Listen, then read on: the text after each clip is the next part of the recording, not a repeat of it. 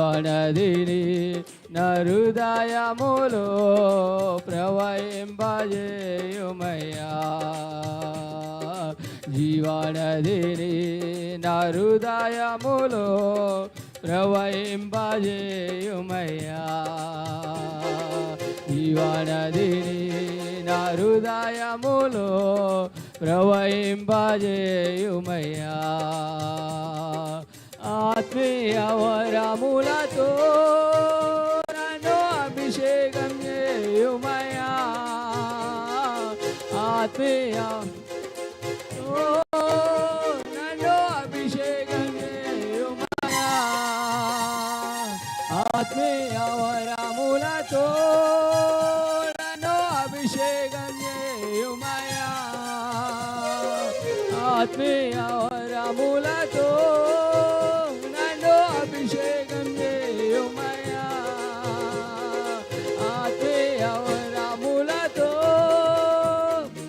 అభిషేకం చేయుమయ్యా. ఆత్మీయ వరములతో నన్ను అభిషేకం చేయుమయ్యా. ఆత్మీయ వరములతో నన్ను అభిషేకం చేయుమయ్యా. ఆత్మీయ వరములతో నన్ను అభిషేకం చేయుమయ్యా. ఆత్మీయ వరములతో నన్ను అభిషేకం చేయుమయ్యా. ఆత్మీయ వరములతో నన్ను అభిషేకం చేయుమయ్యా. జీవనదిని నా హృదయములో ప్రవహింపజేయుమయ్యా. జీవనదిని నా హృదయములో ప్రవహింపజేయుమయ్యా. జీవనదిని నా హృదయములో ప్రవహింపజేయుమయ్యా. జీవనదిని నా హృదయములో ప్రవహింపజేయుమయ్యా. జీవనదిని నా హృదయములో ప్రవహింపజేయుమయ్యా. జీవనదిని నా హృదయములో ప్రవహింపజేయుమయ్యా. జీవనదిని నా హృదయములో ప్రవహింపజేయుమయ్యా. నాలో ప్రవహింపజేయుమయ్యా. నాలో ప్రవహింపజేయుమయ్యా. నాలో ప్రవహింపజేయుమయ్యా. నాలో ప్రవహింపజేయుమయ్యా. నాలో ప్రవహింపజేయుమయ్యా. నాలో ప్రవహింపజేయుమయ్యా. నాలో ప్రవహింపజేయుమయ్యా. నాలో ప్రవహింపజేయుమయ్యా. నాలో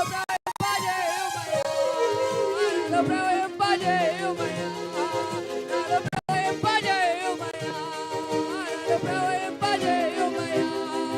నాలో ప్రవహింపజేయుమయ్యా. నాలో ప్రవహింపజేయుమయ్యా. నాలో ప్రవహింపజేయుమయ్యా. నాలో ప్రవహింపజేయుమయ్యా. నాలో ప్రవహింపజేయుమయ్యా. హల్లెలూయా, హల్లెలూయా. గట్టిగా చప్పలు కొడదామా, గట్టిగా చప్పలు కొడదామా. యేసయ్య ఆత్మీయ వరములతో నన్ను అభిషేకించండి నాయన. ఆత్మీయ వరములతో నన్ను అభిషేకించండి నాయన. ఆత్మీయ వరములు నాకు అనుగ్రహించండి అయ్యా. ఆత్మీయ వరములు నాకు దయచండి నాయన. అయ్యా యేసయ్య నన్ను దాటిపోవద్దు నాయన. ఇదిగో నన్ను అభిషేకించండి అయ్యా. ఇదిగో నన్ను నిలబెట్టుకోండి అయ్యా. ఇదిగో నీ యొక్క జీవ నదిని నా హృదయంలో ప్రవహింప చేయండి అయ్యా. అయ్యా నా హృదయం పాడైపోతుంది అయ్యా. అయ్యా నా హృదయం నిండా ప్రభు ఇదిగో తండ్రి నీకు విరుద్ధకరమైనవి, నీకు ఆయాసకరమైనవే ఉన్నాయి ప్రభు. అయ్యా యేసయ్య తండ్రి ప్రభు నన్ను బాగుపరచండి అయ్యా. నా హృదయమును బాగుపరచండి అయ్యా. ఇదిగో జీవనదితో ప్రభు నైనా నా హృదయమును ప్రవహింపచేయండి అయ్యా. అయ్యా నా హృదయమును మార్చండి అయ్యా. అయ్యా నా హృదయమును సరిచేయండి అయ్యా. అయ్యా ప్రభు నన్ను అభిషేకించండి ప్రభు. అయ్యా ఆత్మీయ వరములతో నన్ను అభిషేకించండి నాయన. ఈ కడవరి దినాల్లో నాయన నీ యొక్క ఆత్మీయ వరములతో నన్ను నింపండి ప్రభు. నీ యొక్క ఆత్మీయ వరములతో నన్ను పట్టుకోండి నాయన. అయ్యా యేసయ్య యేసయ్య యేసయ్య సహాయం చేయండి అయ్యా. హల్లెలూయా. స్తోత్రములు స్తోత్రములు స్తోత్రములు. దేవానికి స్తుతి స్తుతి స్తుతి స్తుతి స్తుతి స్తుతి స్తోత్రములు. తిరిగి జీవింపచేయుమయా ఎండిన ఎముకలన్నీయు తిరిగి జీవింపచేయుమయా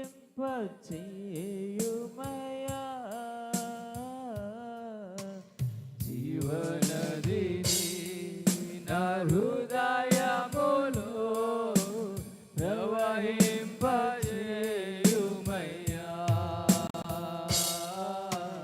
జీవనదిని నా హృదయములో ప్రవహింపజేయుమయ్యా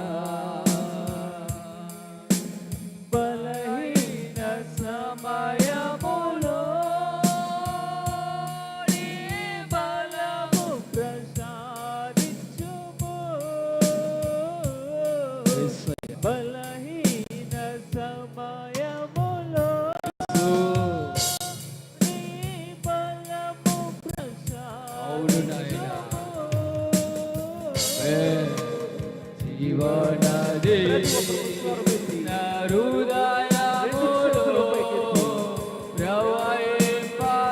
ప్రవహింపజేయుమయ్యా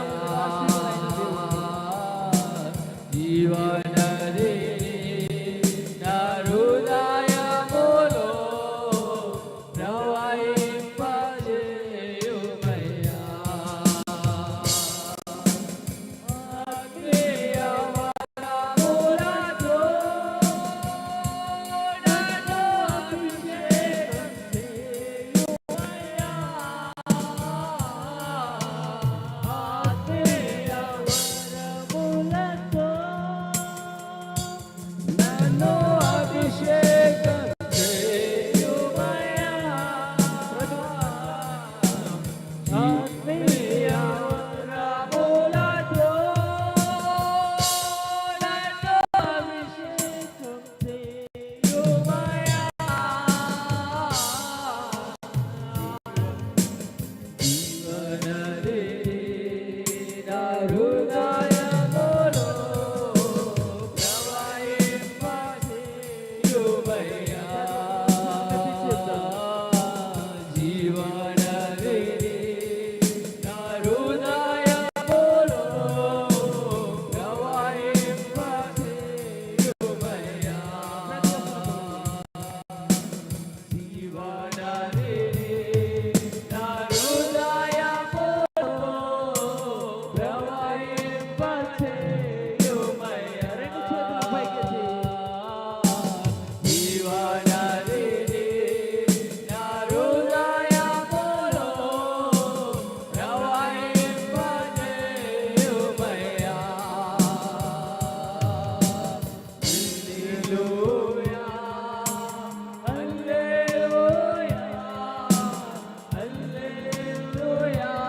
హల్లెలూయా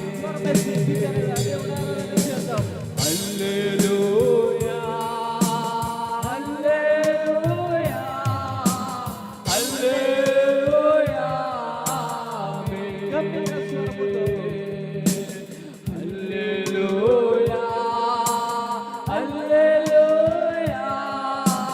హల్లెలూయా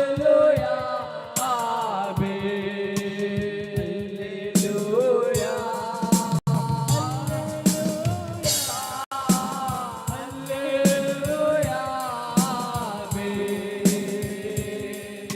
హల్లెలూయా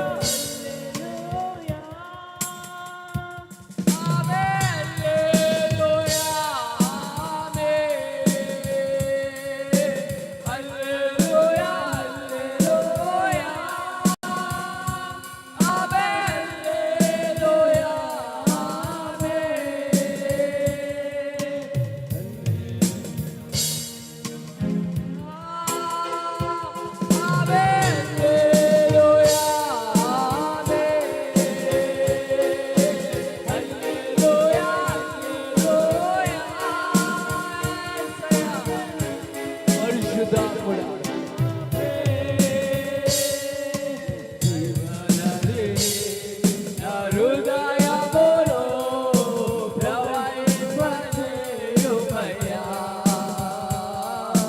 జీవనది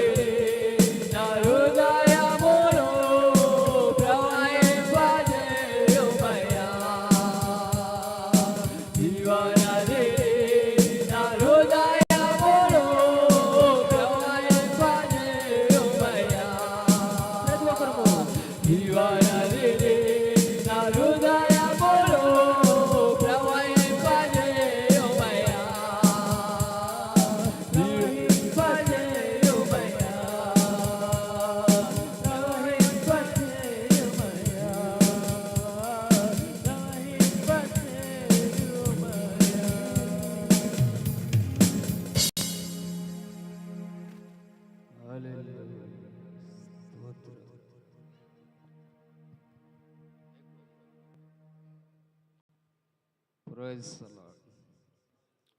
ఒకసారి అందరూ కూడా రెండు చేతులు ఎత్తి దేవుడికి స్తోత్రపడి చెప్దామా?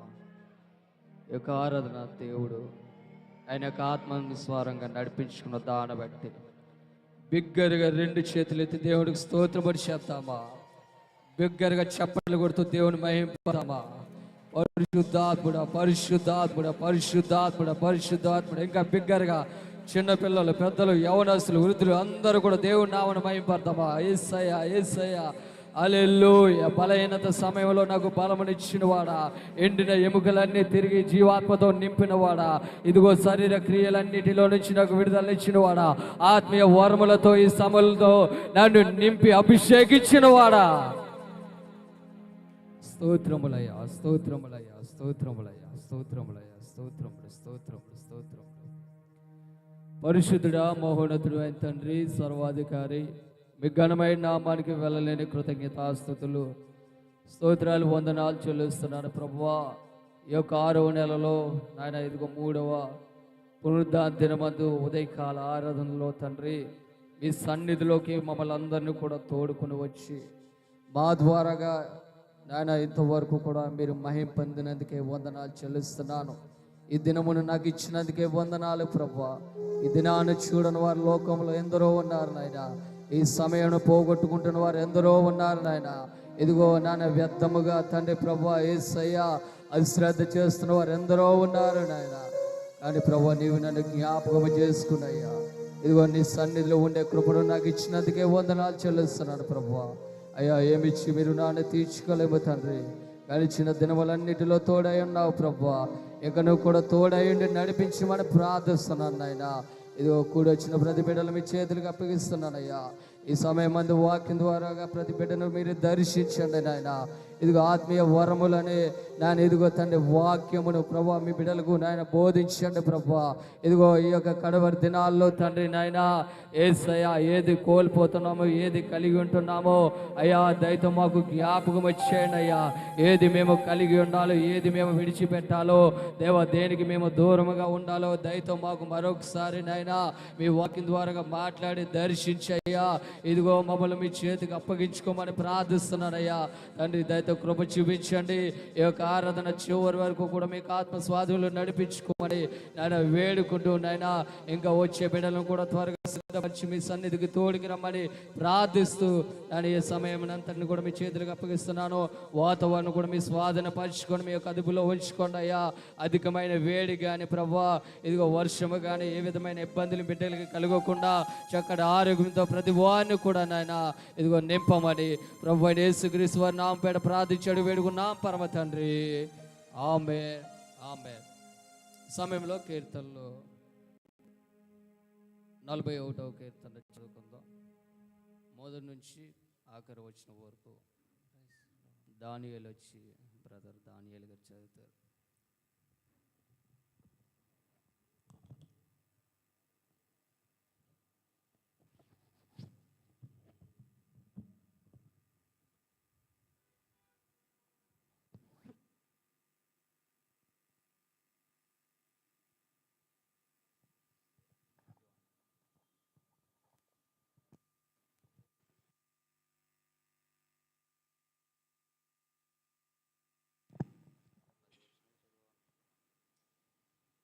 బీదలను కటాక్షించేవాడు ధన్యుడు. ఆపత్కాలమందు యెహోవా వానిని తప్పించును. యెహోవా వానిని కాపాడి బ్రతికించును. భూమి మీద వాడు ధన్యుడగును. వాని శత్రువుల ఇచ్చకు నీవు వానిని అప్పగింపవు. రోగశయ్య మీద యెహోవా వానిని ఆదరించును. రోగము కలుగగా నీవే వానిని స్వస్థపరచుదువు. యెహోవా నీ దృష్టి ఎదుట నేను పాపము చేసి ఉన్నాను. నన్ను కరుణింపము, నా ప్రాణమును స్వస్థపరచుము అని మనవి చేసి ఉన్నాను. అయితే నా శత్రువులు నా విషయమై చెడ్డ మాటలాడుచున్నారు. వాడు ఎప్పుడు చచ్చును, వాని పేరు ఎప్పుడు మాసిపోవును అని చెప్పుకొనుచున్నారు. ఒకడు నన్ను చూడవచ్చిన ఎడల వాడు అబద్ధమాడును, వాని హృదయము పాపమును పోగు చేసుకొనుచున్నది. వాడు బయలు వెళ్ళి వీధిలో దాన్ని పలుకుచున్నాడు. నన్ను ద్వేషించు వారందరూ కూడి నా మీద గుసగుసలాడుదురు. నశింప చేయవలనని వారు నాకు కీడు చేయ ఆలోచించుచున్నారు. కుదరని రోగము వానికి సంభవించి ఉన్నది. వాడు ఈ పడక విడిచి తిరిగి లేవడని చెప్పుకొనుచున్నారు. నేను నమ్ముకొనిన నా హితుడు నా ఇంట భోజనము చేసిన వాడు నన్ను తన్నుటకై తన మడిమెనెత్తెను. యెహోవా నన్ను కరుణించి లేవనెత్తుము, అప్పుడు నేను వారికి ప్రతీకారము చేసేదను. నా శత్రువు నా మీద ఉల్లసింపక ఉండుట చూడగా నేను నీకు ఇష్టుడనని తెలియనాయను. నా యథార్థతను బట్టి నీవు నన్ను ఉద్ధరించుచున్నావు. నీ సన్నిధిని నిత్యము నన్ను నిలువబెట్టుము. ఇశ్రాయేలు దేవుడైన యెహోవా శాశ్వత కాలము నుండి శాశ్వత కాలము వరకు స్తుతింపబడును గాక. ఆమేన్, ఆమేన్. Praise the Lord.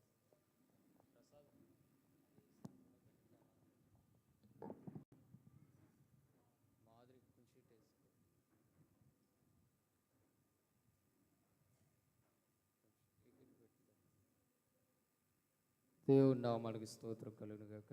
హల్లెలూయా.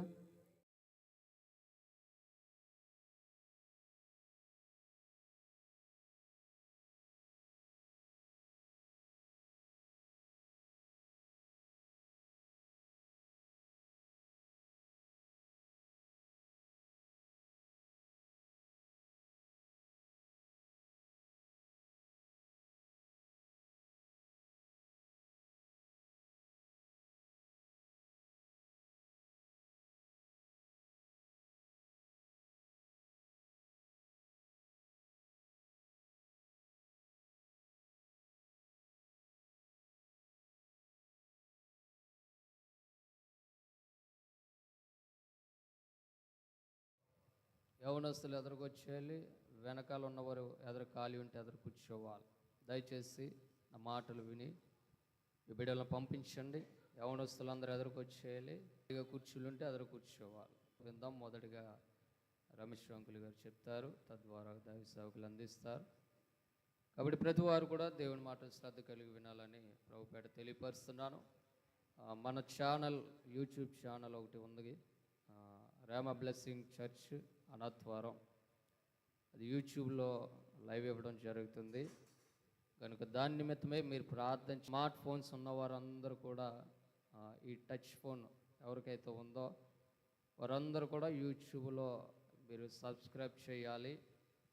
అలాగే నలుగురికి షేర్ చేయండి. ఈ విధంగా అనేక మంది దేవుని వాక్యం ద్వారా బలపరచబడతారు కనుక అదొక పనిగా, దేవుని పనిగా మీరు అందరూ కూడా తీసుకోవాలని ప్రభుపేట తెలియపరుస్తున్నాను. అందరూ సబ్స్క్రైబ్ చేస్తారా? ఇంకా చేయాల్సిన వాళ్ళు ఉన్నారా? దయతో అందరూ కూడా సబ్స్క్రైబ్ చేయండి. రానున్న దినాల్లో దేవుడు ఇంకనూ ఈ సేవను, పరిచయను బహుబలంగా ఆశీర్వదించాలి. నిపుణులు కూడా కావాలి, టెక్నీషియన్స్, దీనికి సౌండ్కి, ఈ వీడియోకి.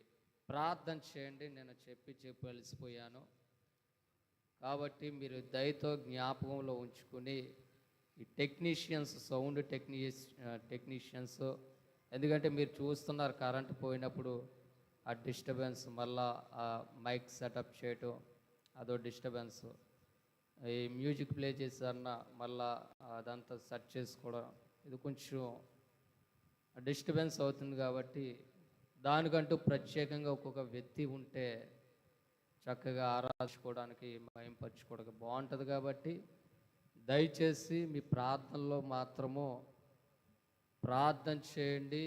ఈ మ్యూజిక్ కానీ, ఈ సౌండ్కి కానీ, ఈ వీడియోకి కానీ, పరిచయలో కానీ దేవుడు చక్కటి బిడలను ఆయన పని నిమిత్తమై వాడుకునేలాగా మీ యొక్క అనుదిన ప్రార్థనలో జ్ఞాపకం చేసుకోమని మరొకసారి తెలియపరుస్తూ ఈ సమయాన్ని రమేష్ గారికి అప్పగిస్తున్నాను. దాంతో ప్రతి వారు కూడా దేవుని యొక్క మాటలు వినాలి.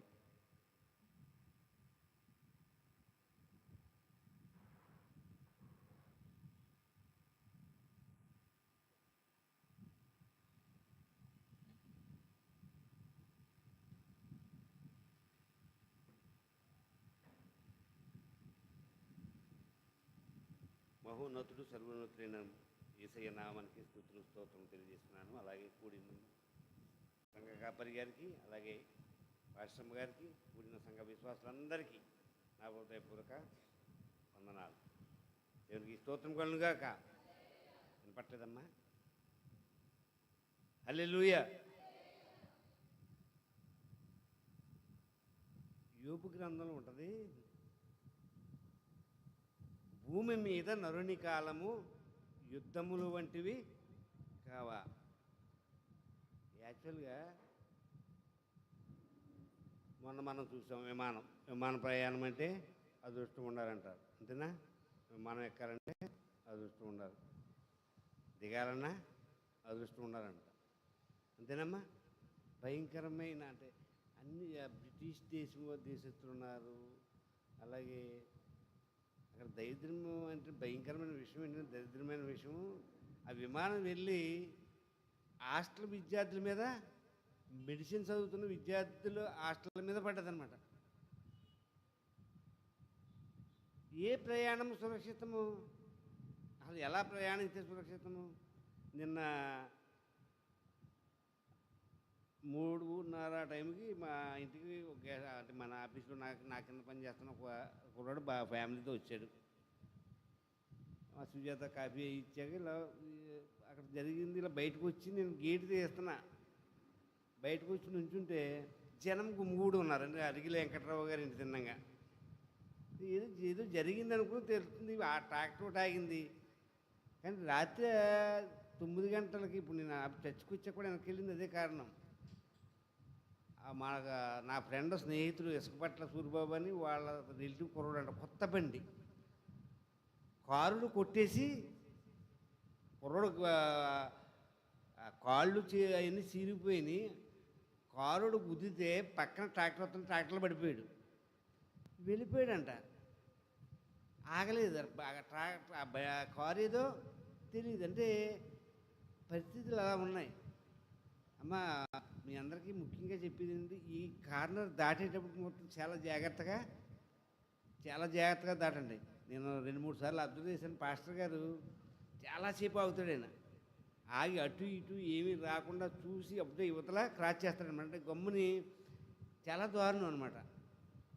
కనుక భయంకరమైన ప్రమాదాలు, ఏ టైంని ఏం జరుగుతుందో తెలియట్లేదు. కనుక కొంచెం జాగ్రత్తగా ఉండండి. వాక్యంలోకి వెళ్దాం.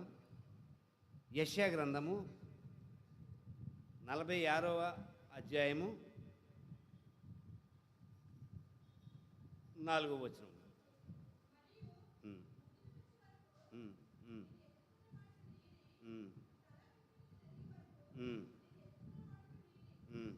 నేనే చేసి ఉన్నాను, చంకబెట్టుకుని వాడను నేనే, నిన్ను ఎత్తుకొనుచు రక్షించువాడను నేనే. ఎందుకు చదివించాను ఈ వాక్యం? పిల్లలకి అర్థమైపోతుందమ్మా. అర్థమైంది ఎందుకు చదివించాను? క్యాచ్ చేశారు. చెప్పారా మీ డాడీకి హ్యాపీ ఫాదర్స్ డే అని? ఇప్పుడు మనకి ఉన్న పరలోకపు తండ్రి చెప్తున్న మాటలు ఏంటంటే, ముదిమి వచ్చే వరకు ఎత్తుకొని వాడను నేనే. యాక్చువల్గా మన లోకంలో తండ్రి స్థానం సెపరేట్. తల్లి భూమి మీద తెస్తే లోకము గూర్చిన విషయాలు తెలియాలంటే తండ్రినే నేర్పిస్తాడు.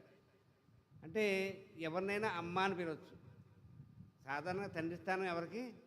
నాన్న అని ఎవరైనా పిలుస్తామా? ఏమో మాట్లాడట్లేదు. నాన్న అనే పదం గమ్మును వాడం. మన తండ్రి స్థానాన్ని ఎవరికి ఇవ్వడానికి ఒప్పుకోం. అమ్మ అమ్మ అని ఇప్పుడు ఎవరన్నా అమ్మ వయసురాలు కనపడదు అనుకో, ఇప్పుడు పాస్టర్ గారు వాళ్ళ అమ్మగారు అన్నారు, అమ్మ అని పిలుస్తాం. అంటే తండ్రికి ఉన్న స్థానం ప్రత్యేకత. అది చాలామంది తండ్రులు గ్రహించరు. ఎందుకంటే ఏదో చిన్న పని చేసుకుని ఒక వ్యక్తి ఉన్నాడు అనుకోండి, ఆ వ్యక్తి తన పిల్లోడు నా పనిలో రావాలని చూడడు కదమ్మా. నాకన్నా ఉన్నతమైన స్థితిలో ఆయన ఉండాలి. అయితే ఈ క్రమంలో చాలాసార్లు చెప్తుంటారు వీళ్ళు జనం ఏంటంటే, తల్లి ప్రేమిస్తుంది, తండ్రి విలన్లా మిగిలిపోతాడు. ఎందుకంటే చెప్పే విషయాలు వాడు బాగోవాలి, వాడికి మంచి భవిష్యత్తు, ఆడపిల్లకైనా మగపిల్లడికైనా మంచి భవిష్యత్తు ఉండాలి, నాలా కష్టపడకూడదు, నా మంచి పేరు తేకపోయినా పర్లేదు కానీ చెడ్డ పేరు తేకూడదని ప్రతి తండ్రి తాపత్రయపడతాడు. అలాగే ఈ క్రమంలో తండ్రి కొంచెం కఠినంగానే వ్యవహరిస్తాడు. ఎందుకంటే మనకు అనిపిస్తుంది, చిన్నప్పుడు మనం ఆటలాడుకోవాలి, స్కూల్కి ఎగ్గొట్టేయాలి, ఈ నాన్న అంతమాటు చదవమంటాడో, ఇంట్లో అంతమాటు ఈ ప్రైవేట్ అంటాడో అని చాలా ఇబ్బంది పడుతుంది. ఇబ్బంది పడ్డ సందర్భాలు చాలా ఉంటాయి. కానీ దాని యొక్క ఫలితం ఎప్పుడు తెలుస్తుందంటే, వీళ్ళ తండ్రులు అయ్యాక, వీళ్ళ ఉన్నతమైన స్థితికి వచ్చాక,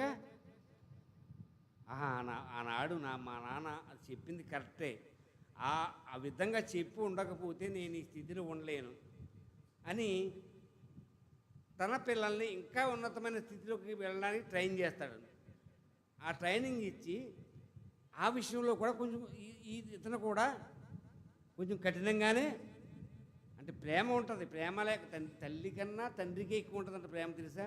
అంటే తల్లి ప్రేమ చూపిస్తుంది, తండ్రి ప్రేమ అంటే బయట డైరెక్ట్గా మనం చూపించడానికే, అంటే లోపల తప్ప బయటికి కఠినంగానే వ్యవహరిస్తున్నట్టు కనపడతాడు తండ్రి. కానీ మన పరలోకపు తండ్రి ఉన్నాడు చూసారా, ఆయన తండ్రి మన లోకములో ఉన్న తండ్రి చాలా కష్టపడతాడు. ఏమన్నా బాధలు ఉంటే, ఇబ్బందులు ఉంటే, నా పిల్లలు ఏమి ఇదైపోకూడదు అని చెప్పి చాలా ఇబ్బంది పడతాడు, చాలా కష్టాలు పడే పిల్లల్ని పెంచుతాడు. కానీ మన పరలోకపు తండ్రి అలా కాదు. నేనుండు చోటున మీరు ఉండులాగున మీరు నా దగ్గరకు వచ్చేలాగా నా ప్రాణాన్నే పెట్టేస్తున్నా. అంటే యాక్చువల్గా యేసయ్యను సిలువ వేయడం ఎవరైనా తరమా? యేసయ్యను అంత హింస పెట్టడం ఎవరి తరము? ఆయన చనిపోయిన వాడిని బతికించాడు, రోగులను స్వస్థపరిచాడు, అంతేకాదు అనేకమైన స్వస్థతలు చేశాడు. అంటే ఆయనను హింసించడం కానీ, కొట్టడం కానీ, లేకపోతే కొరడాలతో దండించడం కానీ, సిలువ వేయడం కానీ ఎవరికైనా సాధ్యమా చెప్పండి? ఆలోచించండి ఒకసారి. నేను నాకుగా పెడితే తప్ప నా ప్రాణం తీసుకోవడం ఎవరి వల్లనో కాదు. అందుకే మన పరలోకపు తండ్రి ఎంత ఉత్తముడు అంటే, మనకు చాలాసార్లు శ్రమలు వస్తుంటాయి. అప్పుడు అనుకుంటున్నా, బాబు దేవుడు లేడు, ఇది లేదు, చాలా ఇబ్బంది పెట్టేది, ఎన్నిసార్లు చర్చికి వెళ్ళాను, ఎంత ఉపవాసం ఉన్నాను, దేవునికి ఎన్ని విధాలుగా దేవుని సేవ పనికి ఉపయోగపడ్డాం అంటాం. కానీ ఆ శ్రమలు తరువాత వచ్చే అద్భుతాలు మనం ఊహిస్తే చాలా చాలా ఉన్నాయి, అవి అనుభవించాం కూడా మనం. అందుకే మీరు అప్పుడు పేతురు గారి విషయం గురించి మాట్లాడుతూ బాగా దేవుణ్ణి బాగా దగ్గరగా ఉండి శిష్యుల కన్నా, పేతురు గారి కన్నా పౌలు బాగా చెప్తాడు దేవుని గురించి, దేవుని ప్రేమను గురించి. ఆయన ఇచ్చే శిక్షణను గురించి చెప్పాల్సి వస్తే పౌలు ఇంకా బాగా చెప్తాడు. కానీ పేతురు గ్రంథంలో మొదటి పేతురు గ్రంథంలో మాట ఉంటుంది చూడండి. పేతురు రాసిన మొదటిది 4వ అధ్యాయం 19వ వచనం.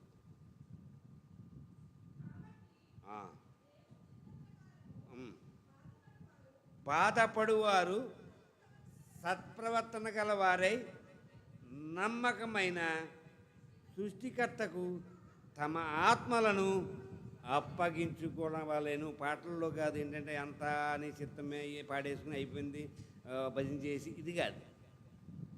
మనస్ఫూర్తిగా హృదయపూర్వకంగా బాధ వచ్చిందనుకోండి, ప్రభువా నీ చిత్తమై ఇది నువ్వు ఎలవ్ చేసావు, నువ్వు ఎలవ్ ఆయన ఎలవ్ చేయకుండా ఏ బాధ మనకు రాదు. దానికి ఎగ్జాంపులే మనకు యోబు గ్రంథం. ఆయన చిత్తము లేకుండా ఏది మన తల వెంట్రుకను కూడా ముట్టుకోవడానికి ఎవడతారమో కాదు. ఇంకా ఇంకా చెప్పాలంటే ఇప్పుడు మన ప్రకటాల ప్రవీణ్ గారు చంపేశారు కదమ్మా, చంపేశారు. అసలు ఏసై చాలామంది కనిపిస్తుంది, ఏసై ఉన్నాడా? ఈ పాపం ఏసై సువార్త ఎంత జ్ఞాని అయినా ఆయన దగ్గర ఉన్న జ్ఞానం ఎవరి దగ్గర లేదు అని అనుకుంటాం మనం. కానీ యాక్చువల్గా దేవుని చిత్తం అది, అలా జరగాల్సిందే. ఎందుకంటే ఏమో ఏర్పరచబడిన వారు సైతము పాడు చేయడానికి సాతానుడు ఎన్ని పన్నాగాలు పన్నుతున్నాడు. హతసాక్షి లిస్టులో ఉండడం అంటే మామూలు విషయము కాదు. దేవునికి స్తోత్రం కలుగాక. హల్లెలూయా. ఆయన అంత పరిచర్య చేసి ఆయన పైగా ఆయన పరిచర్యను మీరు అబ్జర్వ్ చేస్తే ఆయనే పోషించాడు జనాల్ని. ఆయన ఒక కంపెనీ పెట్టాడు, అంటే ఆ కంపెనీ మీద ఉద్యోగులను పెట్టాడు. ఆయన పైగానంట ఆ కంపెనీలో ఆయన సెపరేట్గా ఛాంబర్ అనేది ఉండదంట. ఆయన సెపరేట్గా కూర్చోడంట. వర్కర్స్తో కలిపే భోజనం చేసినా వర్కర్స్తో కలిపే కూర్చుంటాడు, పని చేసినా వర్కర్స్తో కలిసే పని చేస్తాడు. అంటే అంత మానవత్వం కలిగిన మనిషిని ఎవరు చంపారో చంపేశారు. అది దేవుని చిత్తము. అందుకే భార్య అన్నది నేను క్షమించాను. ఇంకా ఆ విషయం అక్కడతోటి అలాగే ఒరిస్సాలో కూడా అలాగే చెప్పింది. ఎందుకంటే దేవుని ప్రేమను తెలుసుకున్నవారు మొదటిగా, అంటే విషయం చెప్తాను, బాగా ధైర్యము, అది అంటే నేను బలవంతుణ్ణి, ఏదైనా చేయగలను, నేను ధైర్యవంతుని అనుకుంటారు. కానీ క్రైస్తవుల దగ్గర ఉండవలసింది ఏం తెలుసా? క్షమించే గుణము. ఆ క్షమించగలిగే దమ్ము, ఆ బలము ఎవరికి ఉండదు. ఆ క్షణంలో అనిపిస్తుంది, కోపం వస్తుంది. కానీ మనం ఆలోచిస్తే కరెక్ట్ కదా, మనం క్షమించబడ్డాం దేవుని చేత. మనం క్షమించేవారంగా ఉండాలని మనమే రియలైజ్ అవుతాం. దేవునికి స్తోత్రం కలుగాక. హల్లెలూయా. అదే పౌలు గారు చెప్తారు అదే మాట. మనం చూస్తే కొరింథీయులకు రాసిన మొదటి పత్రికలో మనం అంతమాట చదువుకుంటాం. అది 10వ అధ్యాయము 13వ వచనం. సాధారణముగా మనుషులకు కలుగు శోధన తప్ప మరి ఏదియో మీకు సంభవింపలేదు. దేవుడు నమ్మదగినవాడు, మీరు సహింపగలిగినంత కంటే ఎక్కువగా ఆయన మిమ్మల్ని శోధింపబడనియ్యడు. అంతేకాదు, సహింపబడుటకు ఆయన శోధనతో కూడా తప్పించుకుని మార్గము కలుగజేయును. దేవునికి స్తోత్రం కలుగాక. హల్లెలూయా. అంటే ఒక శోధన వచ్చింది, బాధ వచ్చింది, ఖచ్చితంగా దానికి ఉపశమనము ఉంది. చీకటి అయిపోయింది, రాత్రి అంటే రేపొద్దున మళ్ళీ కొద్ది క్షణాలకు వెలుగు అనేది వస్తుంది. చీకటి ఎంత సహజమో వెలుగు కూడా అంతే సహజము. అయితే మీకు చాలాసార్లు మీరు సరిగ్గా గుండెల మీద చేసి ఆలోచించండి. మనకు శోధన వచ్చినప్పుడు, బాధ వచ్చినప్పుడు అలాగే ఉండిపోయిందా, తీరిందా? ఏమ్మా, మనకు బాధ వచ్చింది, అలాగే ఉండిపోయిందా బాధ? ఆ శోధన నుంచి బయటపడ్డామా? దేవునికి స్తోత్రం చెప్పండి. హల్లెలూయా.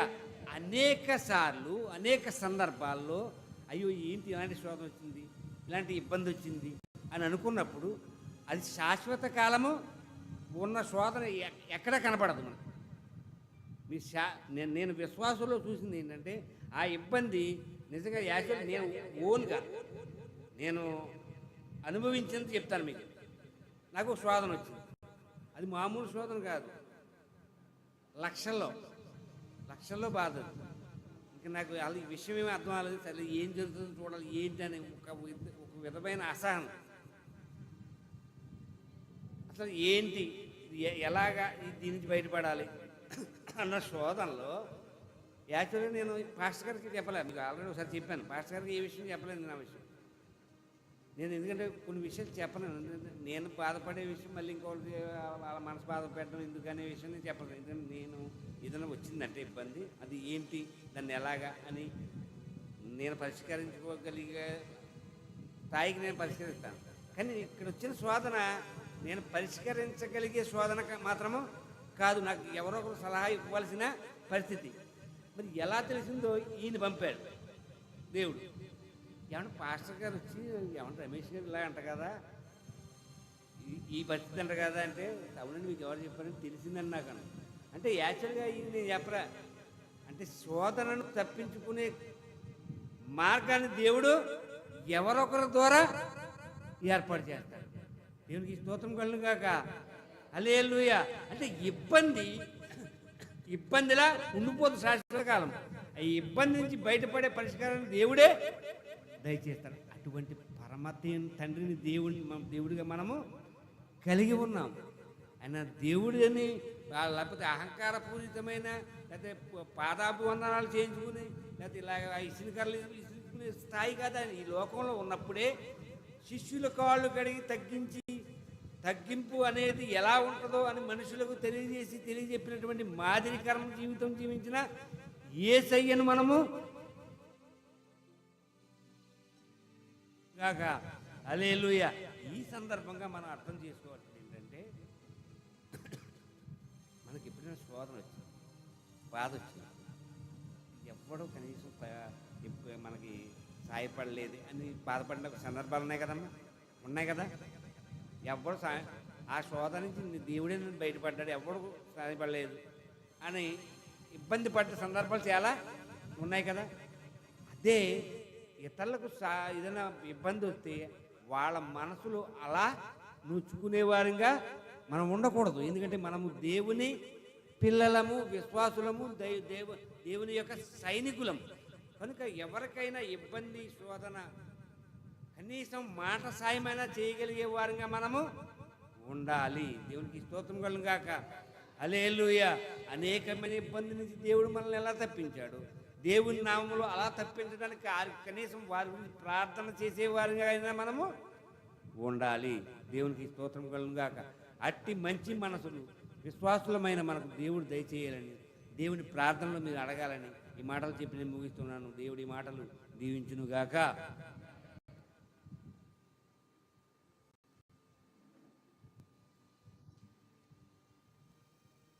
దేవునికి స్తోత్రం. హల్లెలూయా. మరి ఇంతవరకు ఎన్నో విషయాలు తెలియజేసిన రమేష్ గారి ప్రత్యేకమైన వందనాలు. కూడి వచ్చిన మీ అందరికీ ప్రత్యేకమైన వందనాలు తెలియజేస్తూ ఉన్నాను. సమయంలో చిన్న ప్రార్థన చేసుకుందాం. ప్రేమ కలిగిన మా తండ్రి, దయగల ప్రభువా, మీకే స్తుతులు స్తోత్రాలు చెల్లిస్తూ ఉన్నాము. గడిచిన ఆదివారం నుండి ఈ ఆదివారం వరకు కూడా మమ్మలను కాచి కాపాడి మీ రెక్కల నీడలో దాచి ఉంచిన గొప్ప దేవుడు నాయన, మీకే స్తుతులు చెల్లిస్తూ ఉన్నాము. ఈ ఆరాధనలో పాల్గొని ఉన్న ప్రతి ఒక్కరిని మీరు దీవించమని, ఆశీర్వదించమని ప్రార్థిస్తున్నాం. మరి శ్రమల్లో మీరు ఏ విధంగా తోడుగుండి సహాయాన్ని అందిస్తూ ఉంటారో అటు విషయాలు ఎంతవరకు మేము విన్నాం. అందును బట్టి మీకు వందనాలు. మరికొన్ని మాటలు వినినట్లుగా మాకు సహాయం చేసి మమ్మల్ని అందరినీ కూడా మీ మాటల ద్వారా మీ కృపలో నడిపించి మీరే మహిమ పొందమని యేసు ప్రభువారి యొక్క నామములో ప్రార్థన చేసి అడి వేడుకుంటున్నాం మా పరమ తండ్రి. ఆమేన్. నా దీపమును వెలిగించువాడు నా చీకటిని, నా దీపమును వెలిగించువాడు నా చీకటిని, జలరాశుల నుండి బలమైన, జలరాశుల నుండి బలమైన, వెలుపల చేర్చిన బలమైన, వెలుపల చేర్చిన బలమైన యెహోవా నా బలమా, యథార్థమైనది పరిపూర్ణమైనది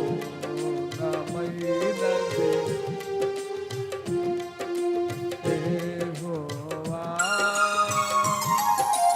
యెహోవా జీవము గల దేవ బహుగా స్తుతులకు, యెహోవా జీవము గల దేవ బహుగా స్తుతులకు, అన్యజనులలో ధాన్యత చూపు, అన్యజనులలో ధాన్యత, హల్లెలూయా స్తుతి గానము చేసే, హల్లెలూయా స్తుతి గానము, యెహోవా నా బలమా, యథార్థమైనది పరిపూర్ణమైనది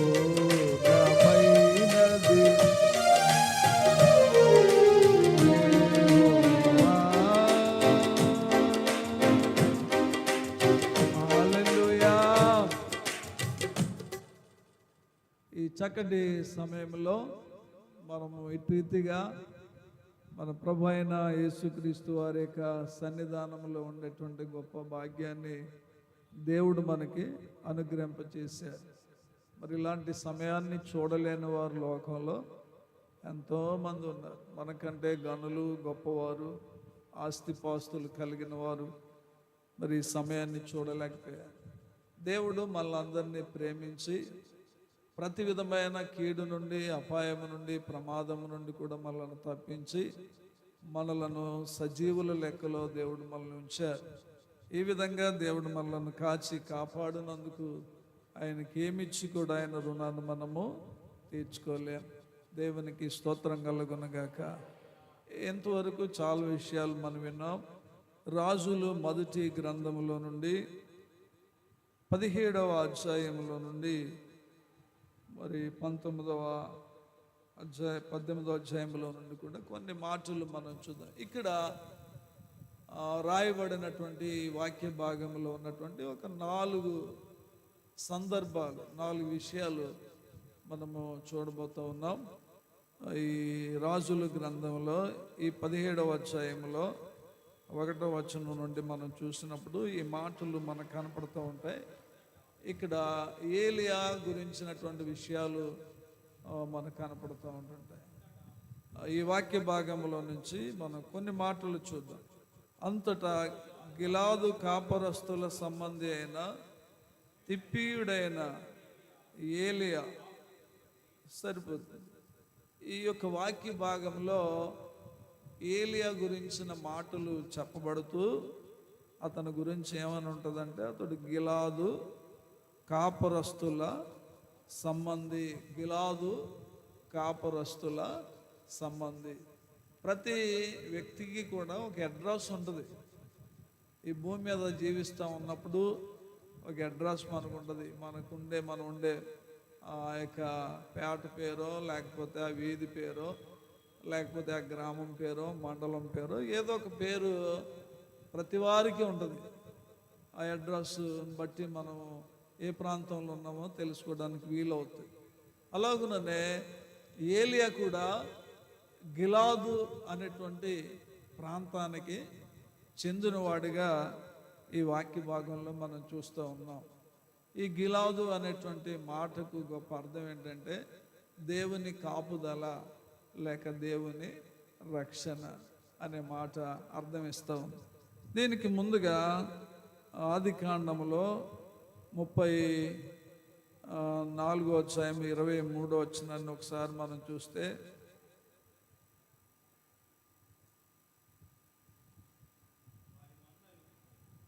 ఒకసారి 31 చూడబో, 31:23. అతడు తన బంధువులను వెంటబెట్టుకొని 7 దినములు ప్రయాణమంత దూరం అతన్ని తరుముకొని పోయి గిలాది కొండ మీద అతనిని కలుసుకొనెను. 25వ వచనంలో లాబాను యాకోబును కలుసుకొనెను. యాకోబు తన గుడారము ఆ కొండ మీద వేసుకొని ఉండేను. లాబానును తన బంధువులతో గిలాదు కొండ మీద గుడారము వేసుకొని. ఈ వాక్య భాగంలో మనకేం కనబడుతుందంటే గిలాదు అనే మాట మనకు కనబడుతుంది. యాకోబు చాలా ఆస్తిపరుడిగా అయ్యాడు. ఆయన దేవుని చేత దీవించబడిన వాడై తన యొక్క మామతో కానీ తన యొక్క బామ్మరులతో కానీ చెప్పకుండా ఆయన బయలుదేరి వెళ్ళిపోతాడు అనమాట. ఈ విధంగా ఆయన బయలుదేరి వెళ్ళిపోయినప్పుడు ఈ విషయం వాళ్ళ యొక్క మాంగారికి తెలుస్తుంది. అప్పుడు ఆ మాంగారు ఏం చేస్తాడంటే మరి కొంతమందిని తీసుకొని కొంతమంది బంధువులను వెంట పెట్టుకుని యాకోబు ఆస్తిని ఆయన తీసుకొని వచ్చడానికి లేక యాకోబును పలు విధాలుగా ఇబ్బంది పెట్టడానికని ఆయన బయలుదేరి ఆ గిలాదు కొండ మీద ఆయన కలుసుకోవడానికి ఆయన బయలుదేరుతాడు. 24వ వచనాన్ని మనం చదివితే, ఆ రాత్రి స్వప్నమందు దేవుడు సిరియావాడైన లాబాను వద్దకు వచ్చి, నీవు యాకోబుతో మంచిగాని చెడ్డగాని పలుకుకము, జాగ్రత్త సుమి అని అతనితో చెప్పాను. ఇక్కడ లాబాను ఎందుకు వస్తున్నాడంటే యాకోబుకి హాని చేయాలని వస్తూ ఉన్నాడు. యాకోబు యొక్క ఆస్తిని తిరిగి పట్టుకెళ్ళిపోవాలని వస్తున్నాడు. ఇంతకీ లాబాను ఎవరంటే ఈ యాకోబుకి మాంగారే. ఈ యొక్క యాకోబుని ఎందుకు అలాగా ఇబ్బంది పెట్టాలని ఆయన కనిపించిందంటే, ఈ యాకోబు లాబాను దగ్గర ఉండడం వల్ల లాబానికి చాలా ఉపయోగకరంగా ఉంది. ఆయన మందులు దీవించబడుతూ ఉన్నాయి, ఆయన ఆస్తి అభివృద్ధి చెందుతూ ఉంది. ఈ కారణాన్ని బట్టి యాకోబు వెళ్ళిపోవడం ఈ లాబానికి ఎంత మాత్రం ఇష్టం లేదన్నమాట. ఈ యాకోబు ఈ లాబాను ఇంటికి వెళ్ళకముందు లాబానికి ఏమీ లేదు, కానీ ఈ యాకోబు వెళ్ళిన తర్వాత లాబాను ఆస్తి అంతటిని కూడా దేవుడు ఆశీర్వదించాడు.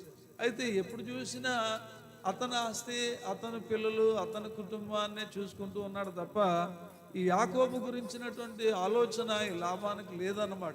అందుకని ఒక రోజు వాళ్ళకి చేయకుండా బయలుదేరి ఆయన వెళ్ళిపోయి గిలాదు పర్వతం మీద ఆయన గుడారం వేసుకొని ఉన్నప్పుడు ఈయన 3 దినాలు ప్రయాణం అంత దూరం వెళ్ళి ఆ గిలాదు పర్వతం మీద యాకోబును కలుసుకొని ఈ యాకోబుకు ఉన్నటువంటి ఆస్తిని సమస్తాన్ని తీసుకుని పోవాలని అనుకుంటున్న సమయంలో దేవుడు మాట్లాడుతాడు ఆ యొక్క లాబానుతో.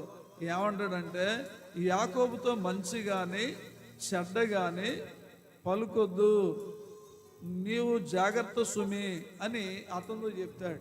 అంటే యాకోబు జోలికి నువ్వు వెళ్ళొద్దు, యాకోబుకి నువ్వు ఏ హాని చేయొద్దు, యాకోబుకి ఏ విధమైనటువంటి ఇబ్బంది కూడా నువ్వు కలిగించొద్దు. ఇది ఒక హెచ్చరికగా ఉంది. జాగ్రత్త సుమి అంటే దాని అర్థం ఏంటి?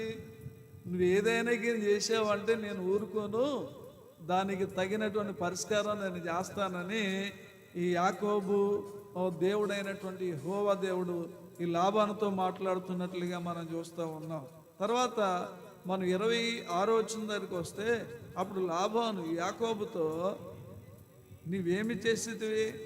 నన్ను మోసపుచ్చి కత్తితో చెరపట్టిన వారిని వలె నా కుమార్తెలను కొనుపోనేలా నీవు నాకు చెప్పక రహస్యంగా పారిపోయి నన్ను మోసపుచ్చితివేలా? సంభ్రమతోనూ పాటలతోనూ మధ్యలతోనూ సితారాతోనూ నిన్ను సాగనంపిదినే అంటే నువ్వు నాకు చెప్పేళ్ళు ఉంటే ఇలాగ నేను చేసేదిని కదా అన్నాడు. ఇది అంత ఉత్తుది అనమాట. లోపలేమో ఒక రకమైన అభిప్రాయం ఉంది, బయట ఒకలాగా మాట్లాడుతున్నాడు. ఇంకా చూస్తే, అయితే నీవు నా కుమారులను నా కుమార్తెలను నన్ను ముద్దు పెట్టుకోలేక పిచ్చి పట్టి ఇట్లు చేసేది, మీకు హాని చేయట నాకు చేతను అవును. ఇక్కడ ఈ మాట గురించి చదివి, మీకు హాని చేయట నాకు చేతను అవును. నిన్నేం చేయాలో, నీ ఆస్తిని ఎలా పట్టుకెళ్ళిపోవాలో, నేను మరలా అక్కడ ఎలాగైతే బానిసగా ఉంచుకోవాలో అది నాకు తెలియదు అనుకున్నావా? అది నా చేత కదా అనుకున్నావా? నా వెనకాల ఎవరు లేరు అనుకున్నావా? అదంతా కూడా నాకు తెలుసు అంటూ తర్వాత ఏమంటాడంటే, అయితే పోయిన రాత్రి నీ తండ్రి యొక్క దేవుడు నీవు యాకోబుతో మంచి కానీ చెడ్డ కానీ పలుకుకుము, జాగ్రత్త సుమి అని నాతో చెప్పాడు. నేను నిన్నేం చేయకపోవడానికి కారణం ఏంటి? దేవుడు నాకు వార్నింగ్ ఇచ్చాడు. యాకోబు జోలికి వెళ్తే ఊరుకోవడానికి, నేను అతని జోలికి నువ్వు వెళ్ళడానికి కుదరదని చెప్పేసి దేవుడు నాతో చెప్పాడు కనుక నేను వదిలేస్తున్నాను నిన్ను. లేకపోతే మాత్రం నిన్ను ఏం చేయాలో నాకు తెలుసు అని తన యొక్క మాంగారు తన అల్లుడైనటువంటి యాకోబుకి ఏం చేస్తా ఉన్నాడంటే ఒక హెచ్చరిక ఇస్తా ఉన్నాడు అనమాట. ఇంతకీ ఈ వాక్యం అంతా మనం ఎందుకు చదువుకున్నామంటే, ఆ గిలాదు పర్వతం మీద యాకోబు ఉన్న కారణాన్ని బట్టి ఈ యాకోబుకి ఎవరి కాపుదల ఉంది చెప్పండి? దేవుని కాపుదల ఉంది. దేవునికి స్తోత్రం కలుగును గాక. హల్లెలూయా. కీర్తనలు భాగంలో 127 కీర్తనలో చదువుతాం కదా, ఇశ్రాయేల్ని కాపాడు దేవుడు, నేను కునుకను నిద్రపోను. దేవుడు యాకోబును కాచాడు, కాపాడాడు, భద్రపరిచాడు. లాభాన్ని నుండి ఏ విధమైన హాని కానీ కీడు కానీ ప్రమాదం కానీ కలగకుండా ఆ లాభానికే దేవుడు వార్నింగ్ ఇచ్చి యాకోబు జోలికి వెళ్ళడానికి వీలు లేదని ఖచ్చితంగా అక్కడ చెప్పినట్లుగా మనం చూస్తూ ఉన్నాం. ఈ గిలాదు పర్వతం మీద ఉన్నటువంటి యాకోబుకి దేవుని భద్రత కలిగింది, దేవుని కాపుదల వచ్చింది. దేవుడే ఆయన చుట్టూ ఒక వలయములాగా ఆయన్ని కాచి కాపాడి శత్రువు అయినటువంటి ఆ మామ నుండి దేవుడు ఆయన్ని తప్పించినట్లుగా మనం చూస్తూ ఉన్నాం. దేవునికి స్తోత్రం కలుగును గాక. ప్రియులరా, దేవుని సన్నిధానంలో మనకి కాపుదల, భద్రత, క్షేమము ఉండడానికి ఎంతైనా వీలు. అందుకనే 23వ కీర్తనలో కీర్తనగాడు అంటాడు, కృపాక్షేమములు నా వెంట వచ్చును. దేవుని యొక్క క్షేమము, దేవుని యొక్క కృప, దేవుని యొక్క కనికరం నా వెనకాలే వస్తూ ఉంటుంది అని ఆయన చెప్తున్నటువంటి మాటలు అక్కడ మనం చూస్తూ ఉన్నాం. నిజమే, ఈ గిలాదు ఎవరో కాదు, అది దేవుని సన్నిధి లేక ప్రభు అయిన యేసుక్రీస్తు వారి యొక్క కృప. ఆ విధమైనటువంటి యేసుక్రీస్తులో మనం ఉంటున్నప్పుడు ప్రతి విధమైన ప్రమాదం నుండి, కీడు నుండి, అపాయము నుండి ఖచ్చితంగా దేవుడు మనల్ని తప్పిస్తాడు. 93వ కీర్తన 15వ వచనంలో రాయబడింది, అతడు నన్ను ప్రేమించుచున్నాడు గనుక నేను అతనిని తప్పించేదను అనే మాట. నిజమే, దేవుని సన్నిధిలో మనం ఉన్నప్పుడు అపాయము నుండి, కీడు నుండి, ప్రమాదము నుండి, శత్రువు నుండి, పలు విధమైనటువంటి పరిస్థితుల నుండి ఆయన మనల్ని కాచి కాపాడే గొప్ప దేవుడు. ఆయనే మన ప్రభు అయిన యేసుక్రీస్తు వారు. దేవునికి స్తోత్రం కలుగును గాక. దావీదు అనేటువంటి భక్తుడు చెప్తాడు, నా దాగు చోటువు నీవే, నేను భద్రంగా క్షేమముగా ఉండేది నీ దగ్గరే.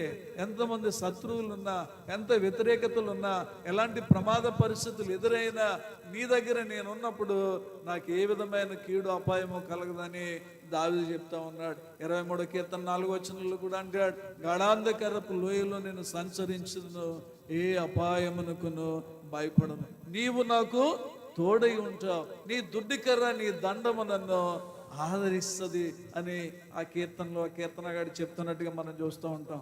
యేసుక్రీస్తే మనకి కాపుదల, యేసుక్రీస్తే మనకి రక్షణ, యేసుక్రీస్తే మనకి భద్రత, యేసుక్రీస్తే మనకి క్షేమము. ఈ లోకంలో ఏది మనలను భద్రపరిచి క్షేమంగా ఎట్టి పరిస్థితుల్లోనూ ఉంచుదు. యేసుక్రీస్తులో ఉంటున్నప్పుడే దేవుడు మనల్ని ఖచ్చితంగా కాచి కాపాడి భద్రపరిచి ఆయన ఉన్నతమైనటువంటి కృపను చూపించగల గొప్ప దేవుడు మన ప్రభు అయిన యేసుక్రీస్తు వారు. దేవునికి స్తోత్రం కలుగును గాక. హల్లెలూయా. నిజమే, యేసుక్రీస్తులో మనం ఉండి ఉండకపోతే, యేసుక్రీస్తు ప్రభువారి యొక్క కాపుదల మనకి లేకుండా పోయి ఉండి ఉన్నట్లయితే, ఈ క్షణంలో, ఈ టైంలో, ఈ సందర్భంలో మనం ఉండి ఉండకపోయిందేమో. దేవుడు మనలను ఎన్నో అపాయాల నుండి, ఎన్నో ప్రమాదాల నుండి, ఎన్నో కీళ్ల నుండి, ఎన్నో యాక్సిడెంట్ల నుండి, సైతాను వ్యతిరేకతల నుండి మనలను కాచి కాపాడినట్లుగా మనం చూస్తున్నాం. ముందుగా ఒక మాట వారు చదివినిపించి అన్నారు, మరి దేవుడు ఎలాగను మనల్ని కాచి కాపాడుతాడు అనేటువంటి మాట ఆయన తెలియజేశారు యెషయా గ్రంథంలో నుండి. దేవునికి స్తోత్రం కలుగునగాక.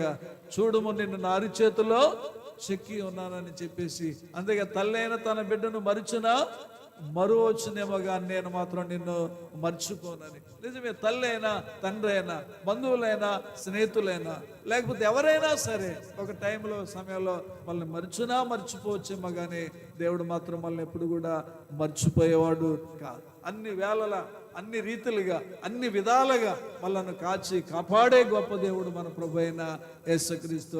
ఎన్నిసార్లు మనకి యాక్సిడెంట్లు జరగలేదు, ఎన్నిసార్లు మనకు అనారోగ్యాలు రాలేదు, ఎన్నిసార్లు మనం చచ్చిపోతామని మనం అనుకోలేదు. ఇలాంటి భయంకరమైన వాతావరణంలో మనం ఉండి ఉన్నప్పటికైనా దేవుడు మనల్ని కాచి కాపాడి ఆయన సజీవ రెక్కల నీళ్ళలో మనల్ని ఆయన ఏం చేసాడు చెప్పండి?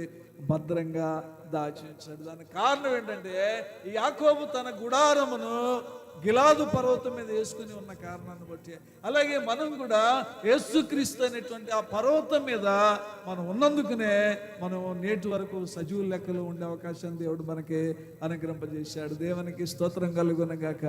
హల్లెలూయా. ఒకవేళ యేసుక్రీస్తులో మనం లేవనుకోండి, మనం ఎంతమంది రాలిపోయి ఉందమో, ఎంతమంది మట్టిలో గెలిపోయి ఉందమో, ఎంతమంది పేర్లు ఈ లోకంలో ఉన్న రేషన్ కార్డులో లేకపోతే ఆధార్ కార్డులో లేకుండా మిస్ అయిపోయి ఉండను. నిజంగా దేవుడు మనల్ని కాచి కాపాడాడని చెప్పడానికి మనమే సజీవ సాక్షులం. దేవునికి స్తోత్రం కలుగునగాక. హల్లెలూయా. ప్రియులారా, ఈ యొక్క ఏలి అన్నటువంటి గొప్ప ప్రవక్త దేవుని సన్నిధిలో, దేవుని కాపుదల కింద, దేవుని భద్రత కింద, దేవుని రెక్కల క్రింద ఆయన ఉన్న వ్యక్తిగా ఈ వాక్య భాగంలో మనం చూస్తూ ఉన్నాం. నిజమే, మనం కూడా ఆయన కాపుదల కింద మనం ఉండడం మనకెంతో మేలు. ఆయన భద్రత కింద మనం ఉండడం మనకెంతో ఆశీర్వాదం. ఈ లోకంలో ఏది వాళ్ళని కాచి కాపాడి భద్రపరచలేదు. మనం కట్టుకున్న ఇల్లు కానీ, మనకున్నటువంటి బందోబస్తు కానీ, మనకున్నది ఏది కూడా మనల్ని క్షేమముగా ఉంచదు. మనం క్షేమంగా ఉండాలి అంటే ఖచ్చితంగా ప్రభు అయిన యేసుక్రీస్తు వారి యొక్క సన్నిధిలో మనం ఉండాలి. ఆయన రెక్కల క్రింద మనము ఉండాలి. అప్పుడే మనం భద్రంగా ఉండగలం. మరొక విషయాన్ని అక్కడ మనం చూస్తూ ఉన్నాం. ఆ యొక్క 17వ అధ్యాయంలోనే ఈ రాజుల గ్రంథము మొదటి గ్రంథము 17వ అధ్యాయంలోనే కొంచెం కిందకి మనం వస్తే అక్కడ ఈ మాటలు కనబడుతూ ఉన్నాయి. 3వ వచనం దగ్గరికి మనం వస్తే, నీవిచ్చడ నుండి తూర్పు వైపునకు పోయి ఈ యోర్దానుకు ఎదురుగా ఉన్న కెరూతు వాగు దగ్గర దాగి ఉండము. ఆ వాగు నీరు నువ్వు త్రాగుము. అచ్చటికి నీకు ఆహారము తెచ్చుటకు నేను ఖగోళములకు ఆజ్ఞాపించితిని అని అతనికి తెలియజేయగా. ఏలియాతో దేవుడు మాట్లాడుతున్నట్టుగా ఇక్కడ చూస్తూ ఉన్నాం. ఆయన గిలాదు కాపురస్తుడిగా ఉన్నాడు. దేవుని కాపుదల కింద, దేవుని భద్రత కింద ఉన్నటువంటి వ్యక్తి బాగోగులను చూసుకునేది ఎవరంటే దేవుడే. ఎవరు చూసుకుంటారు చెప్పండి? దేవుడే చూసుకుంటాడు. దేవుడిని నమ్మినటువంటి బిడ్డల యొక్క అవసరాలు, అక్కర్లు అందరికంటే ఎక్కువ ఎవరు తెలుసండి? దేవునికే తెలుసు, ఇంకెవరికి తెలియదు. నీ అవసరం ఏంటో, నీ అక్కరేంటో, నీ బాధ ఏంటో, నీ కష్టం ఏంటో ఎవరికి తెలియదు. అది ఎవరికి తెలుసు అంటే అది దేవాతి దేవునికి మాత్రమే తెలుసు. తన బిడ్డలను ఎలా పోషించాలో, తన బిడ్డలకు ఎలా సహాయం చేయాలో, తన బిడ్డలకు ఎలాగూ మేలు చేయాలో, తన బిడ్డలను ఎలాగూ ఆశీర్వదించాలో అది దేవునికి మాత్రమే తెలుసు. బంధువులకు తెలియదు, స్నేహితులకు తెలియదు, బిడ్డలకు తెలియదు, కుటుంబ సభ్యులకు తెలియదు, ఎవరికి తెలియదు. కానీ ఒకే ఒక్కరికి తెలుసు, అదే మన ప్రభు అయిన యేసుక్రీస్తు వారి. దేవునికి స్తోత్రం కలుగునుగాక. ఏలితో చెప్తా ఉన్నాడు, ప్రజలందరూ కరువుతో ఉన్నారు, నువ్వు కూడా కరువులో మునిగిపోయి బాధపడతానని నువ్వు అనుకుంటున్నావేమో. నువ్వేం భయపడవలసిన అవసరం లేదు. కెరూతు వాగు దగ్గరికి వెళ్ళి అక్కడ ఉండు. నేను కాకుల ద్వారా నీకేం చేస్తానంటే ఆహారాన్ని పంపిస్తాను.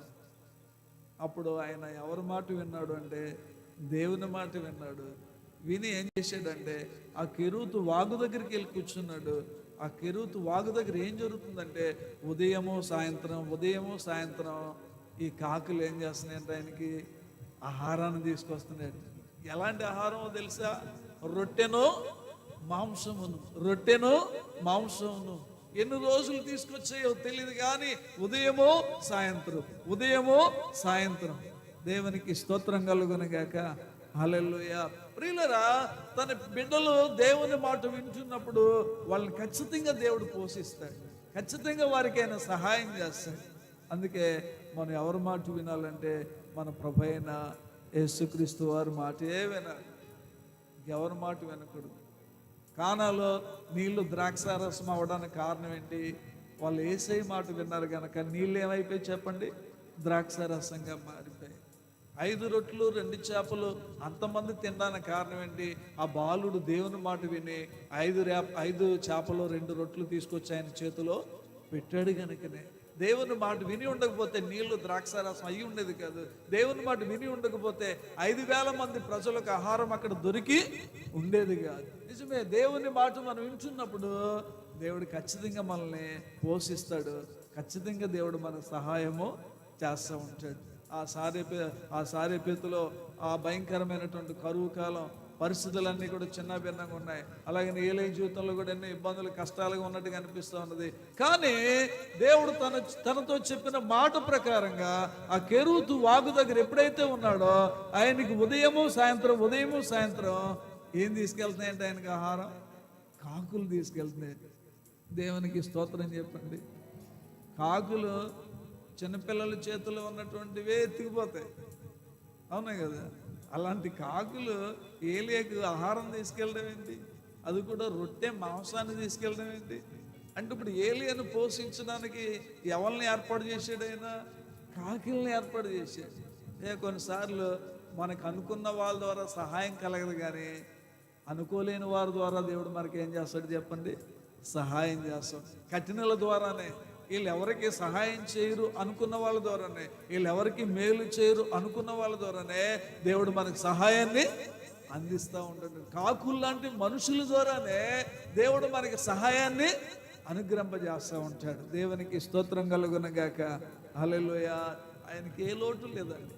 అద్భుతంగా ఉదయం రొట్టె తిన్నాడు, ఆ యొక్క మాంసం తిన్నాడు, ఆ వాగులో నీళ్ళు తాగుతూ ఉన్నాడు, ఇలా కాలం గడుపుతూ ఉన్నాడు. ఏ విధమైనటువంటి ఇబ్బంది ఆయనకి అక్కడ కనిపించట్లేదు. అందరూ కరువుతో బాధపడుతున్నారు, అందరూ ఇబ్బందుల్లో ఉన్నారు, అందరూ కష్టాల్లో ఉన్నారు. కానీ ఈయనకి మాత్రం దేవుడు ఎలాగూ పంపించాలో ఆహారాన్ని అలాగనే పంపిస్తూ ఉన్నాడు. నిజమే, దేవుని మాట వినే వారికి దేవుడు ఏ లోటు చేయడండి. మీరు నమ్మండి.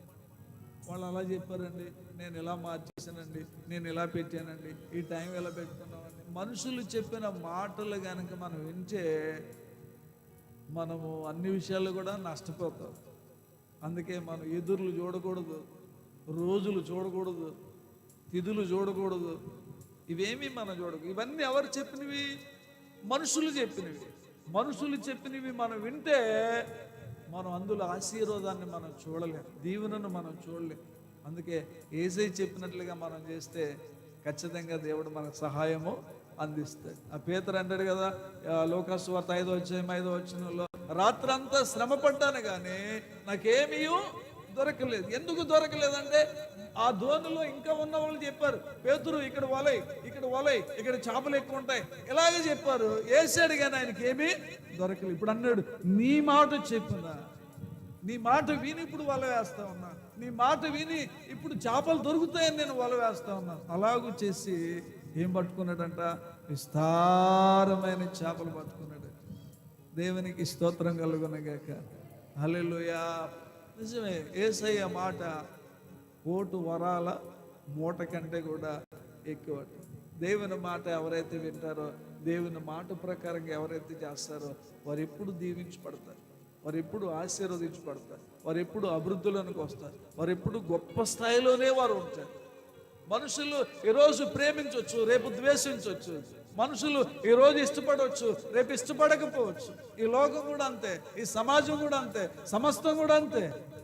కానీ యేసయ్య అందరికంటే గొప్ప దేవుడైన. దేవునికి స్తోత్రం కలుగునుగాక. నిజమే, గిలాదులో ఉన్న ఏలియాకు దేవుని భద్రత ఉంది, గిలాదులో ఉన్నటువంటి దావీదుకు దేవుని భద్రత ఉంది, గిలాదులో ఉన్నటువంటి మనకి కూడా దేవుని భద్రత ఉంది. అలాగే దేవుని మాట విన్న ఏలియాను కాకుల ద్వారా పోషించిన దేవుడు మనలను కూడా పోషిస్తాడు. వచ్చే ఆదాయం తక్కువైనా సరే, అది చిన్న ఉద్యోగమైనా సరే, అది చిన్న వ్యాపారమైనా సరే, అందులో చిన్న లాభమే కావచ్చు, దాని ద్వారానే దేవుడు మనల్ని ఏం చేస్తాడు చెప్పండి? పోషిస్తాడు. అందుకే ఆయన అన్నాడు, ఏమి తిందుమా, ఏమి త్రాగుదుమా, ఏమి ధరించుకుందుమా అని మీరు దేని గురించి ఆలోచించకండి, దేని గురించి మీరు చింతించకండి. అడవి పువ్వులు చూడండి, అవి ఎలా ఉన్నాయో చూడండి. అడవి పువ్వులు, గడ్డి పువ్వులు చూడండి ఎలా ఉన్నాయో. వాటికంటే మీరు శ్రేష్ఠులు, వాటికంటే మీరు గొప్పవారు. మీ పరలోకపు తండ్రి ఖచ్చితంగా మిమ్మల్ని ఏం చేస్తాడు? పోషిస్తాడు. నిజమే, బట్టలు ఇచ్చేది ఆయనే, ఆహారం ఇచ్చేది ఆయనే, ఇల్లు ఇచ్చేది ఆయనే, పొలం ఇచ్చేది ఆయనే, డబ్బులు ఇచ్చేది ఆయనే, సమస్తం ఇచ్చేది ఆయనే. అందుకే ఆయన అంటాడు కదా, నాకు వేరుగా ఉండి మీరు ఏమీ చేయలేరు. దాని అర్థం ఏంటి? నా మాట వినకుండా మీరేమీ చేయలేరు. నా మాట వింటే అన్ని సమృద్ధిగా ఉంటాయి, వినకపోతే మీరేమీ చేయలేరని యేసు ప్రభువారు చెప్తున్నటువంటి మాట మనం చూస్తూ ఉన్నాం. దేవుని మాట విన్నప్పుడు దేవుడు మనల్ని అన్ని రీతిలుగా, అన్ని విధాలుగా, అన్ని పద్ధతులుగా మనకైన సహాయాన్ని అందిస్తాడు. ఖచ్చితంగా ఆయన మనకు మేలు చేస్తాడు. మరొక విషయానికి మనం వద్దాం. కొంచెం కిందకి మనం వస్తే 8వ వచనములో అంతటి యెహోవా వాక్కు అతనికి ప్రత్యక్షమై ఇలాగు సెలవిచ్చింది, నీవు సీదోను పట్టణ సంబంధి అయిన సారేపేతను ఊరికి పోయి అచ్చట ఉండము, నిన్ను పోషించుటకు అచ్చటనున్న ఒక విధవరాలికి నేను సెలవిచ్చితిని. అందుకు అతడు లేచి సారేపేతునకు పోయెను. దేవునికి స్తోత్రం చెప్పండి అందరూ, హల్లెలూయా. అతడు గిలాదు కాపరస్తుడిగా ఉన్నాడు, అంటే దేవుని కాపుదల కింద ఉన్నాడు. అతడు కెరూతు వాగు దగ్గర ఉన్నాడు. దేవుని మాట ప్రకారంగా ఆయన అక్కడికి వెళ్ళమంటే అక్కడికి వెళ్ళాడు. 3వ చూస్తే సారేపేతుకి వెళ్ళమంటే అక్కడికి వెళ్తా ఉన్నాడు. సారేపేతులో ఏమీ లేదు, అక్కడ ఆహారం లేదు, ఏమీ లేదు. కానీ దేవుడు చెప్తా ఉన్నాడు ఆయనతో, ఒక ఎదవరాలతో చెప్పాను నిన్ను పోషించుకొని. ఆ ఎదవరాలు నిన్ను ఏం చేస్తుంది? పోషిస్తుంది. అంటే శ్రమల్లోనికి ఆయన పంపిస్తూ ఉన్నాడు, కష్టాల్లోనికి ఆయన పంపిస్తూ ఉన్నాడు. ఈ సారీపేతులు ఉన్న వాళ్ళందరూ కరువు బాధతో బాధపడుతూ ఉన్నారు, ఆహార లేమితో బాధపడుతూ ఉన్నారు. దేవునికి స్తోత్రం కలుగునుగాక. హల్లెలూయా చెప్పండి అందరూ, హల్లెలూయా. కొన్నిసార్లు కొన్ని కష్టాలు వస్తాయి, కొన్ని ఇబ్బందులు వస్తాయి, కొన్ని శ్రమలు వస్తాయి, కొన్ని బాధలు వస్తాయి, అనేకం మనకు కలుగుతూ ఉంటుంది, అనేక ఇబ్బందులు వస్తూ ఉంటుంది. ఒకసారి ఒక ఆయనకి ఈ నాలుకకి ఒక భయంకరమైనటువంటి క్యాన్సర్ లాంటిది వచ్చిందట. అప్పుడు ఆ నాలుకని కత్తిరించేయాలి. అతడు మహాభక్తుడు, ప్రార్థన పరుడు, దేవుడు అంటే చాలా ఇష్టం. అయినా సరే ఆయనకి ఆ కష్టం వచ్చింది. కొన్నిసార్లు మనకు అలాంటి కష్టాలు వస్తూ ఉంటాయి. చర్చికి వచ్చినంత మాత్రాన నేను ఆదివారం వస్తున్నాను, కష్టాలు రావని అనుకోవడానికి వేయలేదు. ఉపవాసాలు ఉంటున్నాను, కష్టాలు రావడానికి వేయలేదు. నేను యథార్థంగా ఉంటున్నాను, నాకు ఏమి రావడానికి వేయలేదు. సద్భక్తితో జీవింపను ఉద్దేశించే వారికి శ్రమలు వస్తాయి, కష్టాలు వస్తాయి, ఇబ్బందులు వస్తూ ఉంటాయి, శ్రమలు వస్తాయి. ఆయనకి అలాగే భయంకరమైన శోధన వచ్చింది. ఆయన హాస్పిటల్లో జాయిన్ చేశారు. హాస్పిటల్లో జాయిన్ చేసి కొద్ది సమయంలో ఆయన నాలుకని కత్తిరించేస్తారు. ఈ లోపల ఒక టేప్ రికార్డ్ తెచ్చి డాక్టర్ గారు అక్కడ పెట్టి దాన్ని ఆన్ చేసి ఆయన చెప్తున్నాడట, తర్వాత నీ స్వరం ఎలా ఉంటుందో నీ వినలేవు, ఎవరు వినలేరు, కనుక నువ్వేం మాట్లాడాలనుకుంటున్నావో ఇప్పుడే మాట్లాడమని చెప్పేసి ఆ టేప్ రికార్డ్ని ఆన్ చేశారట. అప్పుడు ఈయన హల్లెలూయా స్తోత్రం, హల్లెలూయా స్తోత్రం అన్నాడని తప్ప ఇంక వేరేది ఏమీ చెప్పట్లేదట. దేవా నీకు వందనాలు, హల్లెలూయా స్తోత్రం అన్నాడట. సరే అది అయిపోయింది. ఆ డాక్టర్ గారికి మళ్ళీ ఒకసారి అనుమానం వచ్చిందట. ఇంతకుముందు తీసినటువంటి దానికి సంబంధించిన ఎక్స్రే లేక స్కానింగ్ తీసుకురామంటే అది చూస్తే చాలా రోజులు ఎందుకు తీసి మళ్ళీ ఒకసారి మనం తీద్దామని చెప్పేసి అది తీయించి పట్టుకొని చూస్తే ఆయనకి ఆశ్చర్యం అనిపించిందంట. ఆ నాలుకలో ఎక్కడ కూడా క్యాన్సర్ అనేదే లేదట, అసలు క్యాన్సర్ అనేదే లేదట. అయ్యో మనం ఇలా తీయించుకోకుండా చేస్తే నాలుగు తీసేసి ఉందో ఒక అద్భుతం జరిగింది. ఇది ఎలా జరిగిందంటే అప్పుడు ఆయన నవ్వుతూ అన్నాడట, అది నా ప్రభువు చేసినటువంటి గొప్ప మేలు అన్నాడట. దేవునికి స్తోత్రం కలుగునుగాక. మాట్లాడు అంటే ఆయన ఏమన్నాడు? దేవునికి స్తోత్రం అనే చెప్పాడు తప్ప ఇంక వేరే మాట పలకలేదు. ఒకవేళ మనలాంటి వాళ్ళు అయితే నాకే రావాలా, నేనే దొరికానా దేవునికి, ఇలా మాట్లాడదేమో అందులో. కానీ ఆయనలో ఉన్న నమ్మకం, ఆయనలో ఉన్నటువంటి విశ్వాసం ఆ నాలికి తీకుండగా ఉండడానికి దేవుడు తన కృపను అనుగ్రహింపజేసి, ఇది నిజంగా జరిగిన వాస్తవం. దేవునికి స్తోత్రం కలుగునుగాక. హల్లెలూయా చెప్పండి అందరూ. హల్లెలూయా. దేవుడు గొప్ప కార్యాలు చేస్తాడు. దేవుని దగ్గర అద్భుతాలు మనం చూస్తాం. శ్రమలు వస్తాయి, శోధనలు వస్తాయి, కష్టాలు వస్తాయి, ఇబ్బందులు కలుగుతూ ఉంటుంది. అయినప్పటికైనా దేవుడు మనల్ని విడిచిపెట్టేవాడు కాదు. దేవుని వాక్యంలో గొప్ప మాట ఉంటుంది 91వ కీర్తనలో, శ్రమలో నేను నీకు తోడై ఉంటాను. బంధువులు, స్నేహితులు, ఆప్తులు, మిత్రులు శ్రమలో దూరంగా ఉంటారు, కానీ దేవుడు శ్రమలో దగ్గరగా ఉంటాడు. వాళ్ళకి ఈయనకి ఎంత తేడా చూడండి. శ్రమలో దగ్గరగా ఉండేది మన ప్రభు అయిన యేసుక్రీస్తు వారే. ఆయనే మనకు దగ్గరగా ఉంటాడు. నీ కష్టాల్లో, నీ ఇబ్బందులు, నీ కన్నీటిలో, నీ బాధలో, నీ వ్యాధుల్లో, నీ హృదయ ఘోషలో ఎవరు ఉంటారంటే దేవుడే ఉంటాడు. ఆయన ధైర్యపరుస్తాడు, ప్రోత్సహిస్తాడు. నేను ఉన్నాను కదా అని చెప్తూ ఉంటాడు. నువ్వేం కృంగిపోవాల్సిన అవసరం లేదంట. ముఖాముఖిగా మనతో మాట్లాడుతున్నట్టుగా ఉంటాయి ఆ మాటలు. దేవునికి స్తోత్రం కలుగునగాక. హల్లెలూయా. ప్రియులారా, కొన్నిసార్లు ఈ కష్టాలు, ఈ శ్రమలు రావడం వల్ల మనము దేవునికి దూరంగా వెళ్ళిపోయే పరిస్థితులు కూడా వస్తూ ఉంటుంటాయి. దేవునికి దూరంగా వెళ్ళిపోతూ ఉంటుంటాం. కానీ మనం అప్పుడే నిలబడాలని. అందుకే బైబిల్లో చక్కటి మాట ఉంటుంది, శ్రమ దినమున నీవు కృంగిపోవడానికి వీల్లేదు. నీ కష్టం వచ్చిందని, ఇబ్బంది కలిగిందని నువ్వు కృంగడానికి వీల్లేదు. నువ్వు దేవుని బట్టి ధైర్యంగానే ఉండాలి. దేవుడే నా కార్యాలన్నీ సఫలం చేస్తాడని నువ్వు నమ్మాలి. ఖచ్చితంగా నీ జీవితంలో అద్భుతాన్ని చూసే అవకాశాన్ని ఖచ్చితంగా దేవుడిని అనుగ్రహింపజేస్తాడు. ఈ సారూప్యతలోకి ఆయన వెళ్ళేటప్పటికి అక్కడ ఒక ఎదవరాలు పుల్లలు ఏరుతూ ఉందట. రేపటికి ఏదైనా ఇంక బ్రతకడానికి ఆస్కారం లేక ఆ రోజుకే పుల్లలు ఏరుకుని ఒక రొట్టు కాల్చుకుని చచ్చిపోదామని అనుకుంటుందట. తన కొడుకు చచ్చిపోదామని అనుకుంటే ఈయన ఎంటర్ అయ్యాడు అక్కడికి.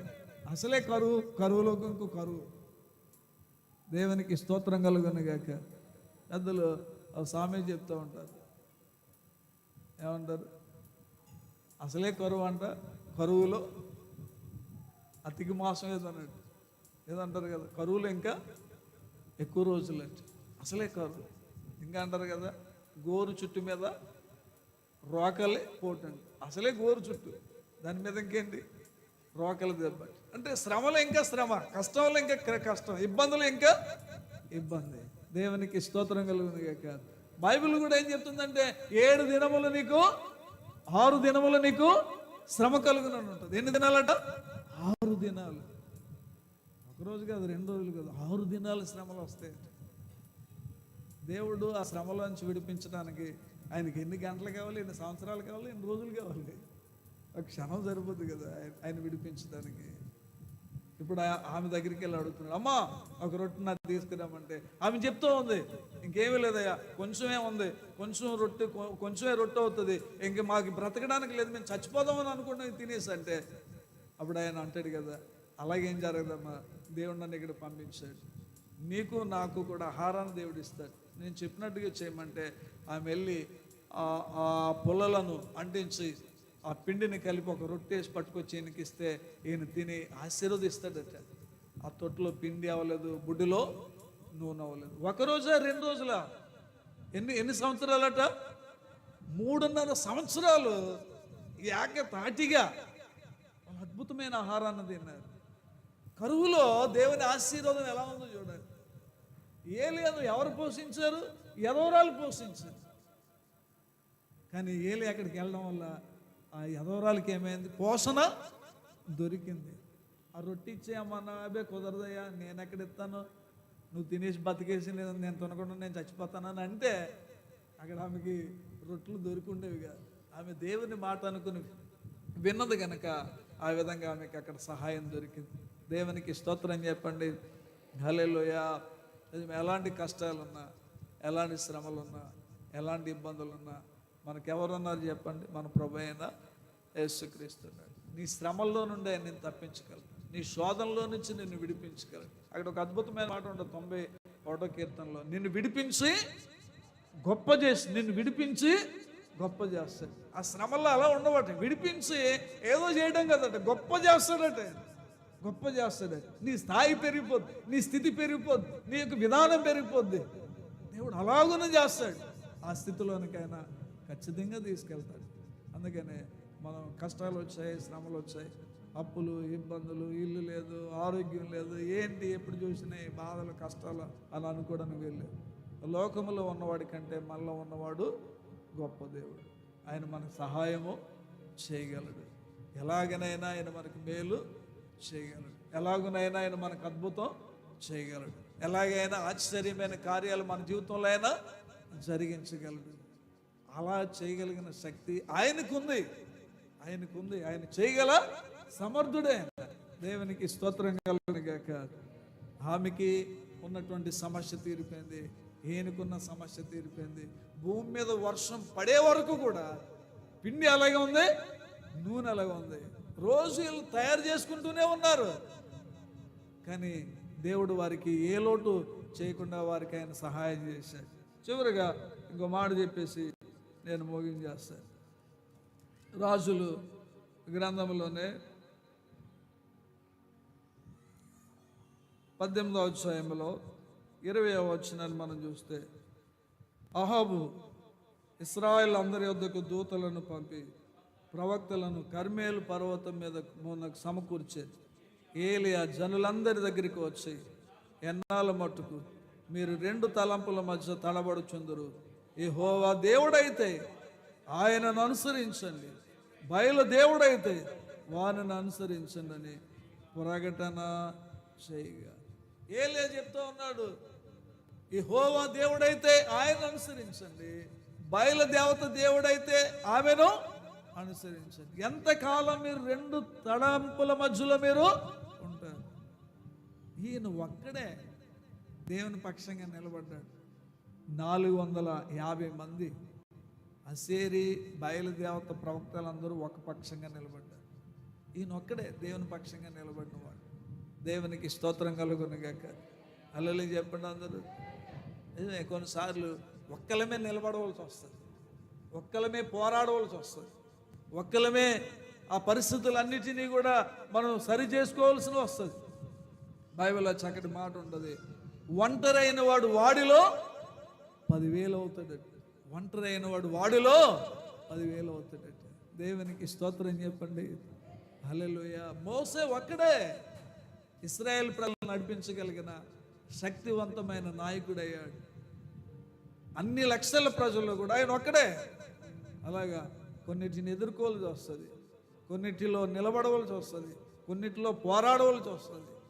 అలాగే మనం నిలబడినప్పుడు ఖచ్చితంగా దేవుడు విజయాన్ని మనకి అనుగ్రహింపజేస్తాడు. దేవునికి స్తోత్రం కలుగును గాక. ఆ టైంలో బంధువులు వచ్చి మన పక్షంగా నిలబడరు, స్నేహితులు వచ్చి మన పక్షంగా నిలబడరు, రక్త సంబంధులు వచ్చి మన పక్షంగా నిలబడరు. మనం ఒక్కలుగానే పోరాడవలసి వస్తుంది. పోరాడినా భయమేమీ లేదు. మనతో ఎవరు ఉంటారంటే సర్వశక్తి కలిగిన దేవుడు ఉంటాడు. అందరూ ఒకటైపోతారు, మొత్తం అంతా ఒకటైపోతారు. నిన్ను ఒక్కరిని ఎలా నిలబెడతా ఉంటారు. అయినా సరే దేవుడు మళ్ళీ విడిచిపెట్టేవాడు కాదు. దేవునికి స్తోత్రం చెప్పండి. హల్లెలూయా. ఏలే అన్నాడు, రండి యెహోవా దేవుడైతే ఆయన పక్షానికి, బయలుదేవత దేవుడైతే వెళ్ళిపోండి ఆ పక్షానికి. ఈ పక్షానికి ఎవరు రాలేదు, ఈయన ఒక్కడే నిలబడ్డాడు. మీరు ప్రార్థన చేసుకోండి అన్నాడు. వాళ్ళు ఉదయం నుండి సాయంత్రం వరకు ప్రార్థన చేశారు, కానీ బయలు కిందకి దిగి రాలేదు. ఏ విధమైన సహాయం చేయలేదు. మనం చూస్తాం కదా, వాటి కళ్ళుండి చూడవు, చెవులుండి వినవు, నోరుండి మాట్లాడు, కాళ్ళుండి నడవు, చేతులుండి సహాయము చెయ్యు. వాటిని చేసిన వారు కూడా వాటి వంటి వారే. అంతే కదా, వాటికి అన్నీ ఉంటాయి కానీ మనకేమీ చెయ్యు. కానీ ఈయన ఎవరు చెప్పండి? జీవము కలిగిన దేవుడు. దేవునికి స్తోత్రం కలుగునగాక. హల్లెలూయా. జీవము కలిగిన దేవుడు, సహాయం చేసే దేవుడు, సమస్తాన్ని ఇచ్చే దేవుడు. మనం నమ్మిన దేవుడు రాయి కాదట, ఒక చెట్టు పుట్ట కాదు, ఒక జంతువు అసలే కాదు. ఆయన సర్వశక్తి కలిగిన దేవుడు. ఆయన దేవునికి స్తోత్రం కలుగునగాక. హల్లెలూయా. మీరు అడగండి, మీరు ప్రార్థన చేయండి అంటే వాళ్ళు ప్రార్థనకి బదులే రాలేదు, సహాయమే రాలేదు. వాళ్ళు టైం అయిపోయింది, తర్వాత ఈయన ప్రార్థన చేస్తాడు. ఈయన అలా ప్రార్థన చేసేటప్పటికి ఇంకా ప్రార్థన ఆమెనని అనలేదు. ఆకాశం నుండి ఏం దిగి వచ్చిందట? అగ్ని దిగి వచ్చింది. ఏం దిగి వచ్చింది? అగ్ని దిగి వచ్చింది. దేవునికి స్తోత్రం చెప్పండి. హల్లెలూయా. నువ్వు ఒంటరిగా ప్రార్థన చేయొచ్చు, నీ ప్రార్థనకి ఖచ్చితంగా దేవుడు సహాయాన్ని అందిస్తాడు. ఆ ప్రార్థన ఫలితాన్ని ఏదో ఒక రోజు నువ్వు చూస్తావు. ఆ ప్రార్థన కార్యం ఏదో ఒక రోజు నీ జీవితంలో ఖచ్చితంగా దేవుడు నెరవేరుస్తాడు, ఖచ్చితంగా నెరవేరుస్తాడు. అన్న సంతానం కొరకు ఆమె ఒక్కరితో వెళ్ళి ప్రార్థన చేసి దేవుడు ఇవ్వలేదా ఆమె ప్రార్థన విని? హిజ్కియా చచ్చిపోతామని చెప్పినప్పుడు అందరినీ పోగు చేసి నా కొరకు ప్రార్థన చేయమని చెప్పలేదు, ఆయన ఒక్కడే ప్రార్థన చేశాడు. 15 సంవత్సరాలు దేవుడు ఆయనకి ఏమి ఇచ్చాడు? ఆయుస్సును పొడిగించాడు. 15 సంవత్సరాల ఆయుస్సును ఇచ్చాడు. నిజమే, నువ్వు చేసే ప్రార్థన దేవుడు వింటాడు. ఆయన వినేవాడు, ఆయన సహాయాన్ని అందించేవాడు. నీ అప్పుల గురించి, నీ ఇబ్బందుల గురించి, నీ కష్టాల గురించి, నీ శ్రమల గురించి, నీ పరిస్థితుల గురించి దేవునికి నువ్వు ప్రార్థన చేసినప్పుడు ఖచ్చితంగా దేవుడు నీ ప్రార్థనకి ప్రతిఫలాన్ని ఇస్తాడు. ఆయన అన్నాడు కదా మత్తయి సువార్త 7:7 అడుగుడి మీకు ఇవ్వబడు. నేను అడగండి నేను ఇస్తాను. ఇర్మియా గ్రంథం 33:3 చూస్తాం. నాకు మొరపెట్టుడి నేను మీకు ఉత్తరం ఇస్తాను. నాకు మొరపెట్టండి నేను మీకు ఉత్తరం ఇస్తాను. యోహాను సువార్త 15:7 నా యందు మీరు మీ అందున్న మాటలు నిలిచినప్పుడు మీకు ఏది ఇష్టమో, మీకు ఏది ఇష్టమో అడగండి. ఒక ఇల్లు కట్టుకోవాలనుకుంటున్నారా? లేదా ఒక ఉద్యోగం చేయాలని అనుకుంటున్నారా? లేకపోతే ఇలాగా గొప్ప సాక్షిగా దేవుని కొరకు ఉండాలని అనుకుంటున్నారా? లేక ఆత్మలను రక్షించాలని అనుకుంటున్నారా? దేవుని కొరకు ఏం చేయాలని అనుకుంటున్నారు? మీకు ఏది ఇష్టమో అడగండి. దేవునికి స్తోత్రం కలుగునుగాక. హల్లెలూయా చెప్పండి అందరూ. హల్లెలూయా. నేను 4 విషయాలు చెప్పాను. అతడు గిలాదు కాపరస్తుడు, అంటే దేవుని కాపుదల కింద ఉన్నవాడు. కెరూతు దేవుని మాట వినినవాడు, శ్రమల గుండా వెళ్ళినవాడు. 4వదిగా ఒక్కడే దేవుని పక్షంగా నిలబడి పోరాడి విజయాన్ని చూసినటువంటి మహా భక్తుడు ఏలియా. అలాగే మనం కూడా దేవుని కాపుదల కింద ఉన్నప్పుడు దేవుడు మనల్ని కాచి కాపాడు భద్రపరుస్తాడు. మనం కూడా దేవుని మాట విన్నప్పుడు దేవుడు మనల్ని పోషిస్తాడు, మనకైనా సహాయం చేస్తాడు. మనం కూడా శ్రమల గుండా వెళుతున్నప్పుడు దేవుడు మనల్ని ఏమి శ్రమలో విడిచిపెట్టేవాడు కాదు, శ్రమలో నుండి మళ్ళీ నేను విడిపిస్తాడు. దేవుని పక్షంగా మనం ఒంటరిగా నిలబడినప్పుడు దేవుడు మన వెనకాల ఉండకుండా ఆయన వేరే విధంగా వెళ్ళిపోయేవాడు కాదు, మన పక్షంగా ఖచ్చితంగా ఆయన నిలబడతాడు. దావీదుకు విజయాన్ని ఇచ్చినట్టుగా, ఇజ్రాయేల్ ప్రజలకు విజయాన్ని ఇచ్చినట్టుగా దేవుడు మనకు కూడా గొప్ప విజయాన్ని ఇస్తాడు. అలాంటి గొప్ప దేవుడే మన ప్రభువైన యేసుక్రీస్తు. ఆయనే మన కాపుదల, ఆయనే మన రక్షణ, ఆయనే మన పోషణ, ఆయనే మన ధైర్యం, ఆయనే మన విజయం. తలలు వంచి కళ్ళు మూసుకుందాం. ఈ మాటలు మన వెనుకల్లో దేవుడు దీవించి ఆశీర్వదించును గాక. ఆమేన్. ప్రార్థన చేసుకుందాం. Praise the Lord. హల్లెలూయా. స్తోత్రం స్తోత్రం స్తోత్రం. అందరం గట్టిగా దేవునికి స్తోత్రం చెప్దాం. హల్లెలూయా హల్లెలూయా. ప్రభువా నీవే మా కాపుదల, నీవే మా రక్షణ, నీవే మా భద్రత, నీవే మా క్షేమము. ప్రభువా నీ మాటే మాకు విజయం, మీ మాటే మాకు ఆశీర్వాదం, మీ మాటే మాకు దీవెన, మీ మాటే మాకు సమస్తాన్ని ఇచ్చేది. శ్రమలో తోడుండే దేవుడు, శ్రమల్లో విడిపించే దేవుడు, శ్రమల్లో సహాయం చేసే దేవుడు, శ్రమల్లో ఆదుకుని ఆదరించే దేవుడు, ఉద్ధరించి గొప్ప చేసే దేవుడు. నీ పక్షంగా నిలబడినప్పుడు మా పక్షంగా నిలబడే దేవుడు, మాకు విజయాన్ని ఇచ్చే దేవుడు. శ్రమల్లో, ఇబ్బందుల్లో, ఒంటరి పోరాటంలో, అన్ని విషయాల్లో మాకు విజయాన్ని ఇచ్చే గొప్ప దేవుడవు నీవే. సార్ గట్టిగా దేవుని స్తోత్రం చెప్దాం. హల్లెలూయా హల్లెలూయా హల్లెలూయా హల్లెలూయా హల్లెలూయా. దేవా మీకే వందనాలు వందనాలు వందనాలు. బలహీనతల్లో ఆయనే బలం, అనారోగ్యాల్లో ఆయనే ఆరోగ్యం, ఆర్థిక ఇబ్బందుల్లో ఆయనే మన ఐశ్వర్యం, ఒంటరితనంలో ఆయనే మన ధైర్యం, ఆయనే మన ప్రభువైన యేసుక్రీస్తు. అలాంటి గొప్ప దేవుని కలిగి ఉన్న మనము ధన్యులం. మనకేమి భయం లేదు. యాకోబును కాపాడిన దేవుడు నిన్ను కుటుంబాన్ని కాపాడగలడు. ఏలియాను పోషించిన దేవుడు నిన్ను పోషించగలడు. సారేపేతులున్న యదవరాలికి సహాయం చేసిన దేవుడు నీకును సహాయం చేయగలడు. ఏలియా ప్రార్థన విని ఆకాశం నుండి అగ్ని పంపించిన దేవుడు నీ ప్రార్థనకు కూడా ప్రతిఫలాన్ని ఇవ్వగలిగిన మహా గొప్ప దేవుడు. అలాంటి ప్రభుని కలిగి ఉన్నందుకు మనం ఎంతో ధన్యులం. ఈరోజు ఇబ్బందులు, ఈరోజు ఇరుకులు, ఈరోజు సమస్యలు మనం ఎంతో తతమతం అయిపోతూ ఉంటుంటాం. ఎలాగా ఏంటి అని అనుకుంటూ ఉంటుంటాం. కానీ అన్నిటినీ ఆలోచించి సహాయం చేసే దేవుడే మన ప్రభు అయిన యేసుక్రీస్తు వారు. అలాంటి గొప్ప దేవుడిని కలిగిన మనం ధన్యులం. సమయంలో ప్రార్థన చేసుకుందాం. మన మధ్యలో ఉన్న అక్కగారు ప్రార్థన చేస్తారు. ప్రార్థన చేసుకుందాం.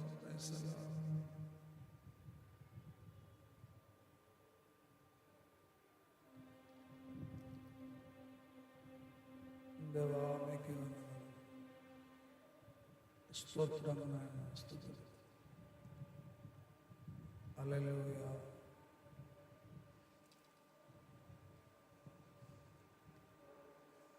Praise the Lord. సహాయం ఇచ్చి తండ్రి మీకు praise the lord.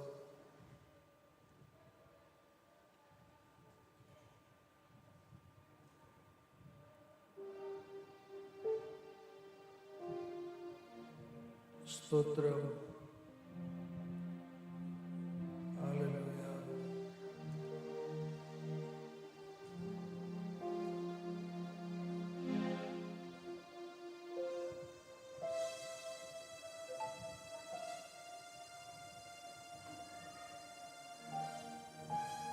Praise the Lord.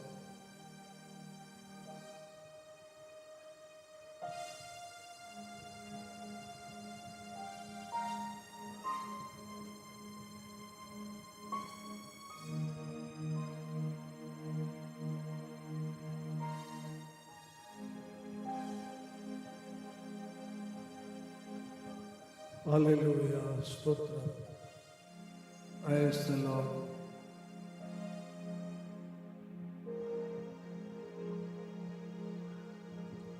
తండ్రి మీకు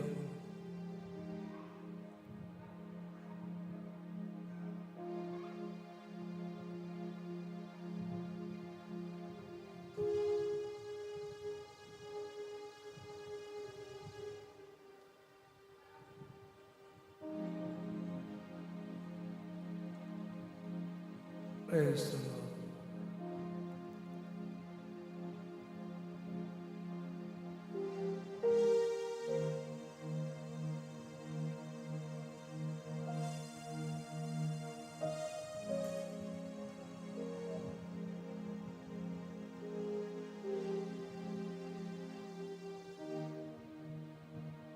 హల్లెలూయా. Praise the Lord.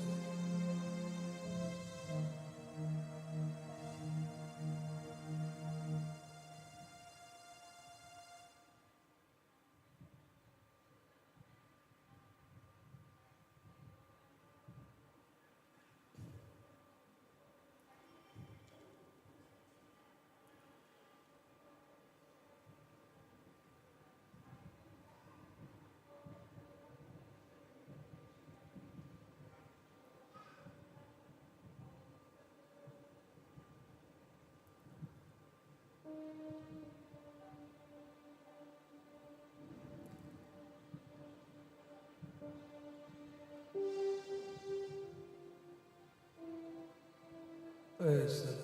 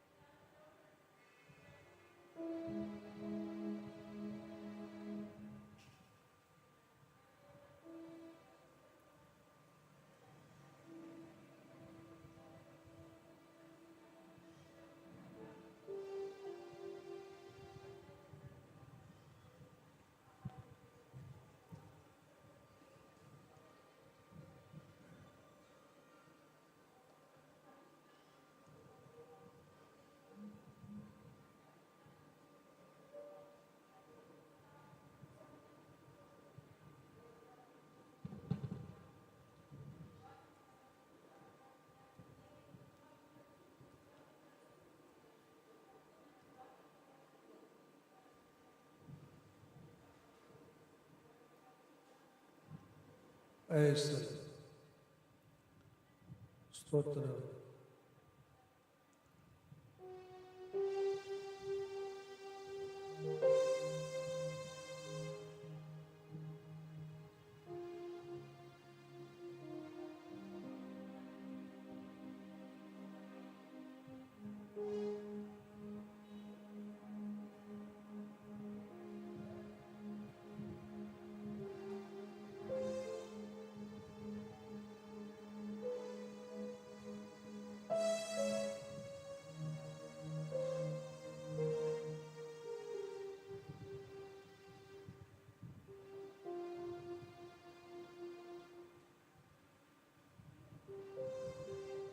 Praise the Lord. Hallelujah.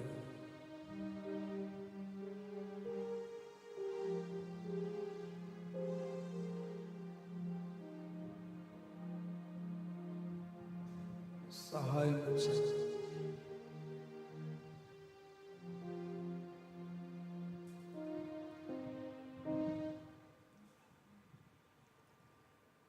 ఆమేన్. అందరూ లేచి నిలబడదాం. లేచి నిలబడి కానుకలు సమర్పించుకుంటారు. మొదటి పాట పాడుతున్నాం.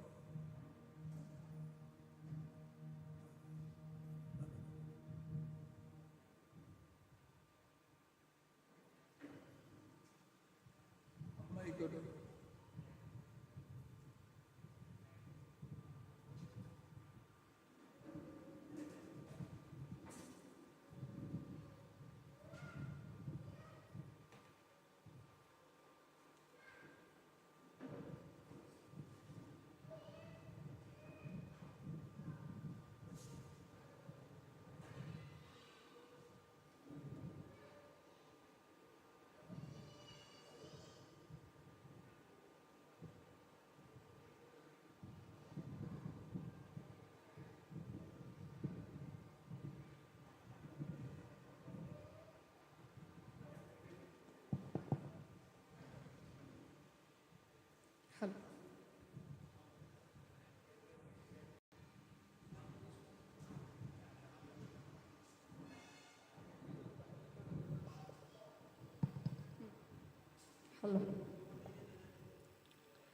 హలో.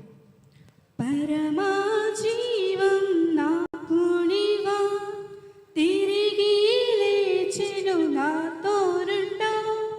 పరమా జీవం నాకు నీవా, తిరిగి లేచెను నాతో రుండా. నిరంతరము నన్ను నడిపించును, మరలా వచ్చి యేసుకొని పోవును. నిరంతరము నన్ను నడిపించును, మరలా వచ్చి యేసుకొని పోవును. యేసు చాలును చాలును, యేసు చాలును చాలును. ఏ సమయమైనా ఏ స్థితికైనా నా జీవితములో యేసు చాలును. సాతాను శోధనలధికమైన సొమ్మసిలక సాగి వెళ్ళెదను. సాతాను శోధనలధికమైన సొమ్మసిలక సాగి వెళ్ళెదను. లోకము శరీరము నాగినను, లోబడక నేను వెళ్ళెదను. లోకము శరీరము నాగినను, లోబడక నేను వెళ్ళెదను.